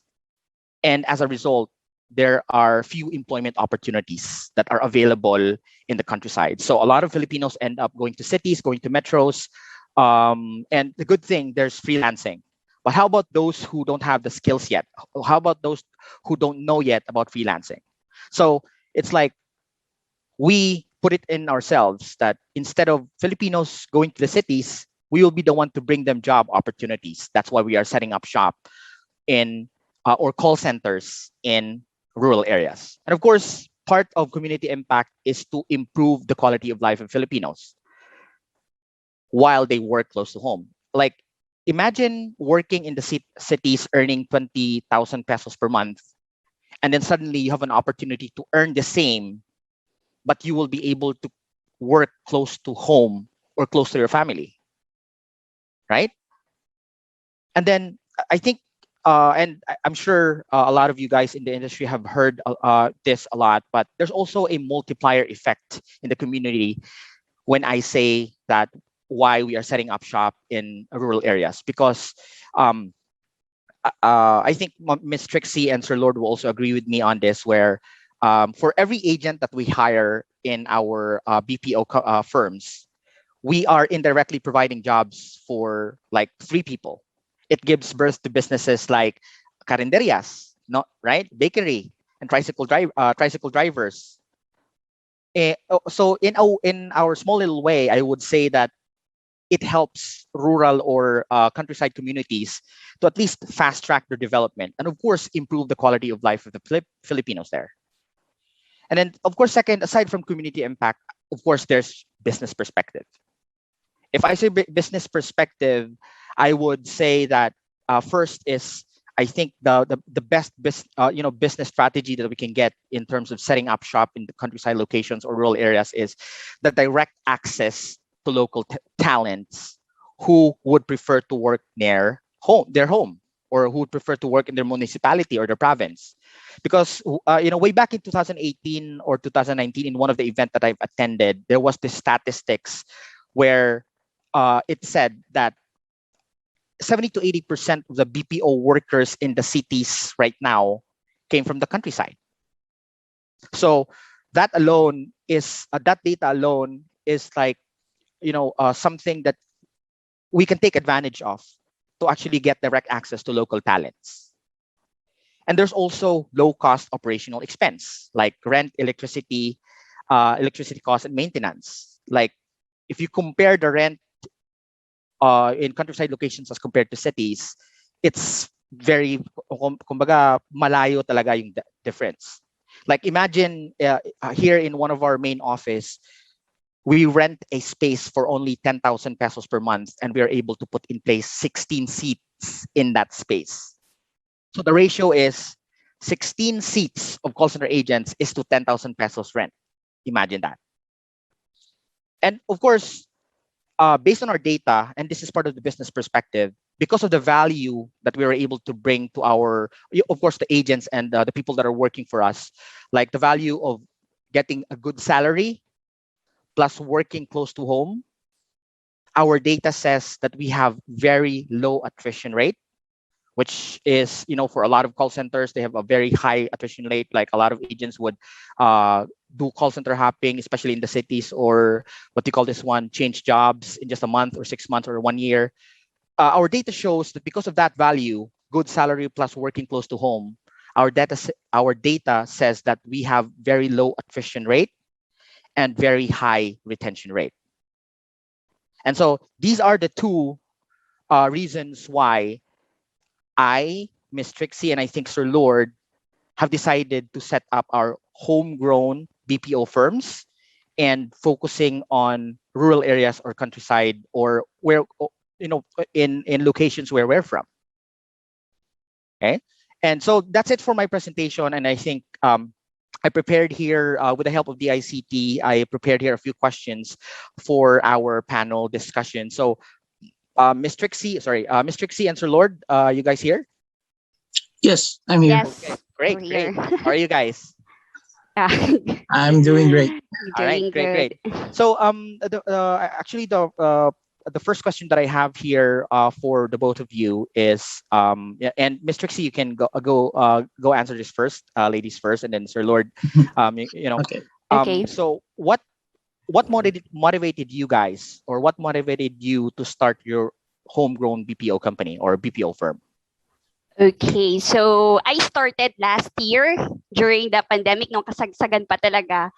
I've been in ESL company for about 5 years. So during the pandemic, maraming nawalan ng work. So ang daming tumawag sa akin, paano ba mag-home base? Saya na. I told them, ganito yung sistema. So you have to have your equipment, internet connection. So ang sabi niya, we have the skills, we are qualified, pero wala kaming equipment, wala kaming internet. Sa rural areas yan po in Misamis Oriental. So I decided, okay, we will start sa bahay ng lola ko. So we started sa bahay ng lola ko. We started 5 computers. So I bought 5 computers para dun sa mga applicants. So yun, nung na-hire sila as an ESL, maraming nag-apply, na overwhelmed ako ng applicants. So nagdagdag ako ng another 5 hanggang sa yung first center ko was accommodating 20 ESL teachers. So dumami pa yung applicants nung narinig na nila na, oh, mayroong hiring, ganito, tutulungan kayo, may equipment kayo. So nag-branch out ako ng another building, catering 35 teachers. So yun, ang most problem ng applicants is the equipment and internet. Mostly doon sa areas namin. So sa Misamis Oriental, we only have PLDT at that time. So PLDT lang yung internet connection namin. And then in case of mga power interruption, internet interruptions, affected yung home base. Diba? So we as the center, we provide power generator and backup internet. Perfect. Para in case of mga interruptions, wala silang magiging problem sa client namin. So doon nag-start yung center ko. So we started at 5 and then ngayon, God's blessing, umabot na kami ng 60 plus and we have 4 centers na. So yun, parang it's very heartwarming na nakakatulong sa locals. So ang struggles namin sa mga applicants is the equipment. So hindi naman kami mayaman para so yung mga funds namin, we buy every time na mayroon kaming funds, so we buy another equipment para naman maka-offer ng opportunities to others applicants. So that's all. Okay. May muna sana akong struggle, sir. Wala na tayo yung time. So I hand over kay Sige. Sir Lord, how about you? What motivated you to start your own homegrown BPO firm? Actually, I started in Davao. I started with just 3 computers. Things didn't work out sa akin sa Davao kasi there were a lot of complications with Davao kasi ang daming competition. The partners that I've worked with sa Davao, hindi kami masyadong nagja-jive. So when I moved to Jensen, ang struggle ko talaga is actually yung internet connection ng Jensen. Thank you for ang your bagal support. talaga ng internet connection ng Jensen. Good thing is I'm a tech guy.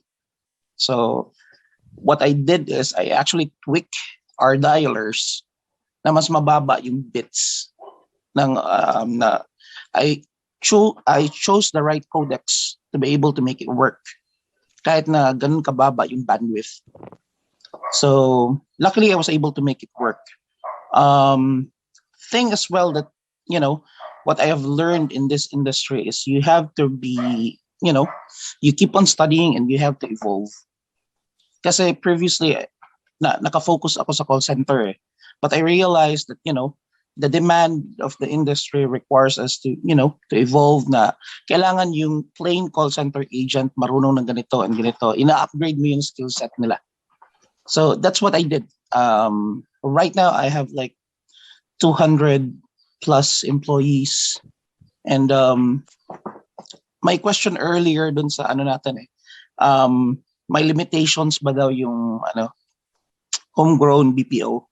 Mhm. Actually, I don't see any limitations because I have shifted my business from plain call center. I've shifted it into a dev company. I've shifted it, madami akong na-cater na services ngayon. Funny nga is I'm even incubating startups na rin. So Nice. I don't see any limitations talaga. Earlier, I was trying to raise my hands earlier kasi nakikita ko yung mga freelancers natin at sa start. We're talking about talent as well. I was hoping that someone would actually raise the right question and the hard question. Yung how do we protect ourselves? How do we make sure na yung sa legalities alam nila lahat yun? 'Di ba? For small BPO companies, doon sa mga homegrown, doon sa mga freelancers, how do they protect themselves? That's something that I would like to really raise. Kasi even on the trainings, kung ang mga freelancers natin hindi alam exactly how the SLA works, how can they, make use of, the things that they could protect themselves. Paano man lang mag background check ng client, those things. I was hoping someone would really touch that. Kasi I think those things are very critical. That's I think something that we can also discuss during the Q&A after our panel, Sir Lord. But I think in summary, I think both of you guys are on the same page in terms of bringing opportunities. Like you, I think brought it to Jensen because you'd like to help the community there, and I think Trixie also said about the feeling of how humbling it is to actually help the locals. So I think we're on the same page there in terms of bringing opportunities. But in terms of the companies that you have right now, for both of you guys, how are your firms currently responding to COVID-19? Like, I mean, as for my company, way back in 2020, we had to send like 90% of our operation to work from home because we're actually 100% office-based team, and we had to pinahiram namin ng pera yung mga agents namin just to get an internet connection. Some of the far-flung barangays, we had to get we have to put them in certain apartments because we couldn't work in an office because that it wasn't allowed. So we had to we had to also pinahiram namin silang equipments and stuff like that. But how about you guys? How did COVID-19 affect your operations? Yeah. Ladies first. Sige, Miss Okay. Trixie. We experienced teachers with suspected COVID. So we agree, all the teachers, to stay in the house. Kasi yung centering namin is bahay po talaga siya, with a room, with a kitchen, with the, yung mga CR. So available siya lahat for basic necessities. So we require them to stay in the house, stay in the center para naman ma-preserve yung yung work.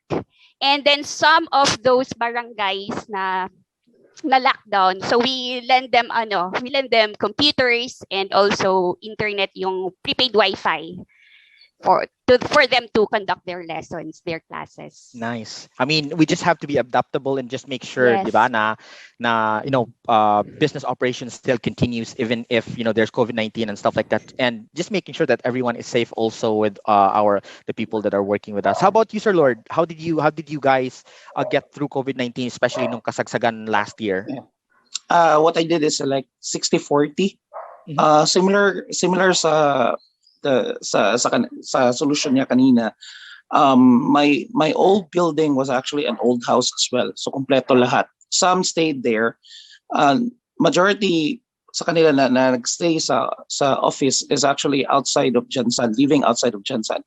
Because I am employing some people from nearby municipalities like Alabel, Sarangani, and Pulumulok.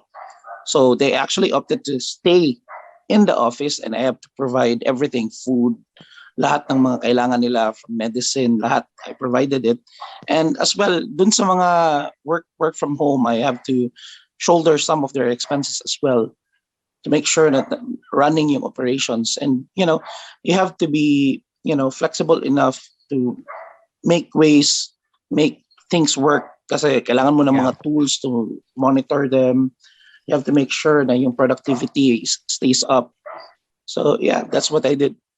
I mean, I guess this is also something that we have to also be thankful to the ICT, because they're actually very aggressive right now in terms of improving the infrastructure, especially the internet connection in different rural areas across the Philippines. So that's why we were able to do this. But of course, there are still a lot of I think barangays like our agents na walang internet. Especially sa aming team. So we really had to move them yung malapit sa merong internet connection. But again, it's just about making things work, just like Sir Lord said and Miss Trixie said, about being adaptable in terms of just making sure na even if there's COVID, we can still provide work opportunities and still continue to provide income to the people that are working for us, diba?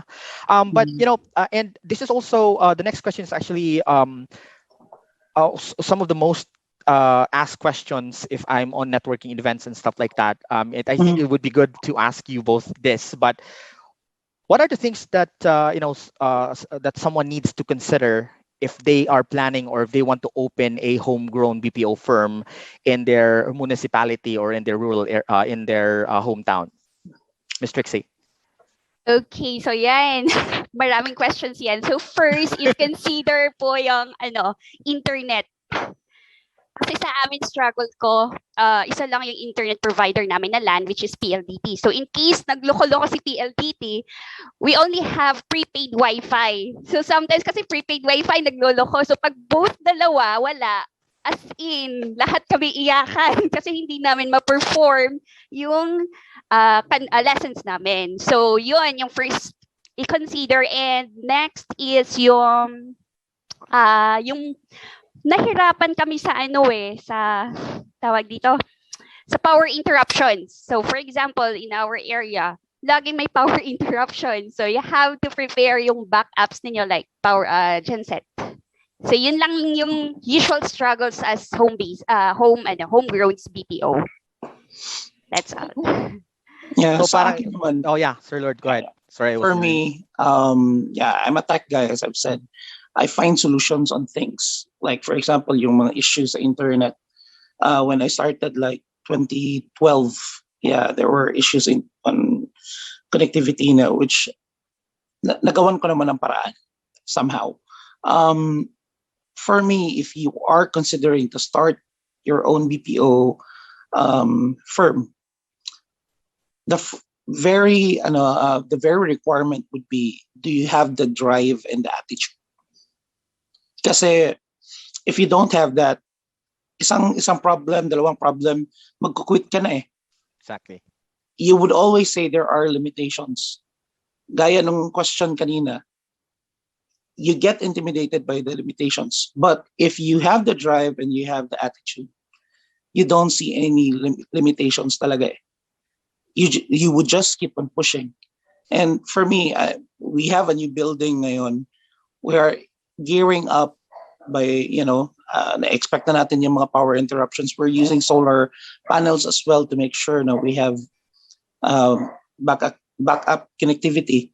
We even resorted to, looking at the computers na, hindi ganun kalakas yung consumption nila sa kuryente, that, the solar panels could actually support it. So, you can find ways. You can be very innovative and, looking for solutions. But if you don't have the drive and the attitude, you won't really last. Mhm. I agree. I agree. I agree. So yeah, thank you to both of you there. And we have some interesting questions here sa question and answer board natin. And I'm quite I'm quite interested in for us three to actually answer these questions, because I think this is also this might help a lot of aspiring entrepreneurs that wants to put up like their own local or homegrown BPO firms. Like I think two questions here from an anonymous attendee and Sir Oscar Rumagos is, how do we get international clients, or where do we get international clients? So Ms. Trixie, maybe you can share first on how you guys are currently doing like business development or creating opportunities for your team. Okay, so I've been in 5-1 Talk. So, para sa walang idea about 5-1 Talk, 5-1 Talk is a China company and they are basically engaged in online education platform. So, we teach English to Chinese kids and adults. So, they hire Filipinos para magturo sa kanila ng English. So, during the pandemic, I got the accreditation from 5-1 Talk, allowing us to refer and assist mga applicants. So, si 5-1 Talk kasi marami silang applicants. Ang problem nila is walang equipment. So, that's why 3XC Workspace started. So, kami. We assist applicants para ma-hire ni 5-1 Talk. So, I just got the accreditation from 5-1 Talk. And we are also planning for other online ESL platforms. Nandyan po sila. May mga websites po yung ESL. So you just can go there, click their website, apply. So it's a self-paced application po, yung ESL company. You can get clients. Self-paced lang po siya. And then kami lang, as 3XC Workspace, we assist lang in providing equipment for those walang equipment. Pero yung mga clients natin is available on websites. Self-paced po siya. So we just assist on how to help the applicants get hired. So yun lang po. Assistance lang kami sa recruitment. So I think just to better explain it to everyone, what Ms. Trixie is doing is they're in partner with 5-1 Talk. They are, I think, our co-working space. They provide the facilities, yes, while 5-1 Talk are, as their partner, are the ones that are bringing in students and opportunities. So parang you have to, I think, connect with 5-1 Talk in order for you to do that. I'm sure they have requirements and stuff like that. But I think that's the idea. That's at least the idea of it, where Ms. Trixie and her company provides the facilities, of course, with equipment and stuff like that. They connected with 5-1 Talk, which is their partner, which is the company that is providing them students to be provided so that they can also create a work opportunity for the people that are working there. Tama? Yes. Right? How about you, Sir Lord? When I started, nag-start ako sa LinkedIn and sa call center Planet. Then I also joined some yung parang agencies like Astoria, where you could parang pwede ka mag-bid for calls and for campaigns. But later, what I did as well is I tried to join some conferences. I also tried to open a local LLC in Canada, where I could actually showcase, or I could actually advertise my services. You can actually open an international company kahit wala ka sa Canada. Kahit wala ka doon, you can open your own LLC there just for your marketing. You can do that. You can just Google it. It won't cost you a lot. Mura lang yan. All right, perfect. So basically, I'm actually very familiar with Call Center Planet and LinkedIn, and I've also been to different conferences within Asia where we also did some lead generation. So this is interesting, the one that you said about opening an LLC in Canada. But yeah, but just for the information of everyone also, and I think it would be good for me to share. Well, for our team, as a virtual workforce, we also use LinkedIn. We are very, very active in LinkedIn lead generation. So I have a full-blown business development team. We have 8 business development managers. We have, I think, 5 SDRs. Basically, my history was way back when I was in the call center industry. I was already doing closing for the company that I was working with, basically making telemarketing calls, doing closing on the phone. So I just basically brought that to the company that I have right now, trained business development managers to help me close clients from LinkedIn. And we are basically one of the top 3 agencies on Upwork.com. If you guys are familiar, you can search our company. We're actually one of the top 3 there. And Upwork has actually been providing almost 50% of the clients that we have. So, okay, so I think we are, our time is up here. Any closing advice? Just maybe a 2-sentence closing advice for everyone who wants to be an entrepreneur or who wants to start their own, BPO firm. Sir, Ma'am Trixie. Yeah, anyone can have their own homegrown BPO. So just provide your internet, provide your equipment, and then invite people or applicants with skills. So marami tayo kasing may qualified, mayroon silang skills but they do not have equipment. So yun, doon ako pumapasok. Yung mga walang equipment, we can provide them. Perfect. So you're providing them solutions. Yes. Right? Right. How about you, Sir Lord? Yeah, for me, everything is possible. You just have to have the right attitude, the right, the drive is there. For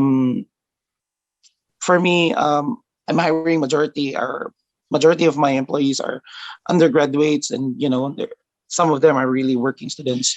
They're very young, but with the right mentoring, with the right the right mindset that you are, the right culture that you are putting into them, so you can really succeed. And one of the things as well that you have to remember is you are your own portfolio. So you have to make sure that you are giving your 100%. If you are working with this client, make sure that you are showing them more than they are expecting. Nice. Thank you, guys. So yeah, as for me, since I also have my own homegrown BPO firm, I think I would say that if we are going to talk about 10 to 11 years ago, it's actually impossible to put up a homegrown BPO firm. But because of the improvement across the Philippines, especially with the help of the ICT in terms of improving our internet, internet connectivity, internet speed, and stuff like that. Since 2000, we've been setting up shop since 2015. We have 9 offices right now, so there is really no reason for anyone here to if you're really if you want to put in place like a BPO firm, this is the right time. Especially right now that because of the pandemic, a lot of businesses, a lot of entrepreneurs are embracing remote work. So there are millions and millions of opportunities. It's just a matter for you to think about how you can start. And it's a matter of really starting it and doing the plan. So yeah, Ma'am, Ma'am Richie, I think we're all done with our panel. Thank you so much, Miss Lucette, for reminding me of the time. But I hope you guys learned a lot from our discussion here. So again, my name is Steve. I'm with Trixie and Sir Lord. And that's all for the homegrown BPO firm discussion. Thank you, guys. Thank you so much. And a virtual Thank you so much, and a virtual applause for that, a big virtual applause talaga, no, for Miss Trixie, for Mr. Lord, and Mr. Leaf. That was very inspiring, and your discussion tapped on challenges. And yeah, it was never easy, but with persistence, working smartly, innovatively, and finding solutions, it is never impossible. I know in the back of the mind of some of our participants here, they would like to jump in and join also the field. Thank you so much. Now, I guess our panel discussion is oozing with information on emerging technologies, IT solutions, and innovative practices. Time check, it's 12:49. Ang engaging ng ating session, and we did not notice it's 12:49 already. We will now give our certificate of appreciation to our panel discussants and our moderator. I will on screen. Certificate of appreciation is given to Ms. Trixie Wabe for sharing valuable knowledge and experience as resource speaker during the Mindanao ICT Cluster Conference with the theme, Building Emerging Technologies to Agriculture and Rural Areas, Providing Digital Opportunities for Economic Impact in Mindanao. Given this 4th day of September 2021, signed Mr. Roberto Tinsay and Mr. Michael Chulim. Thank you so much, Ms. Trixie. Thank you. Another certificate of the same citation is awarded to Mr. Lord Bonnie A. Dalinas. Thank you so much, sir. We appreciate your expertise. And of course, another certificate of appreciation is given to Mr. Leaf Brian Gomez Margalaw. Thank you so much, sir. We appreciate po your moderating our session today. Welcome, and thank you also. Now, again, a virtual applause to our discussants and moderators. We value your generosity of time and knowledge. What? Okay, I guess it was really a morning. What a morning, right? We hope you had a lot of takeaways for our morning session, and thank you for staying with us. And again, that was a great and filled and packed morning, and we extended to the noon time. So this time, I think it's great, and it's just needed to stop for a while, to pause, to have our lunch break. The Zoom room will remain open, so you can stay still while taking a break. And we just would like to inform everyone that we will open our session this afternoon with a raffle draw at 1:15. So for those who would be staying inside the meeting room and who will be here at 1:15, we have another batch of raffle draw for you. So this time, you may take your lunch, have your power nap, retouch, refresh, and see you at exactly 1:15 this afternoon. Salamat tungkay ug malipayon ha, paniudto.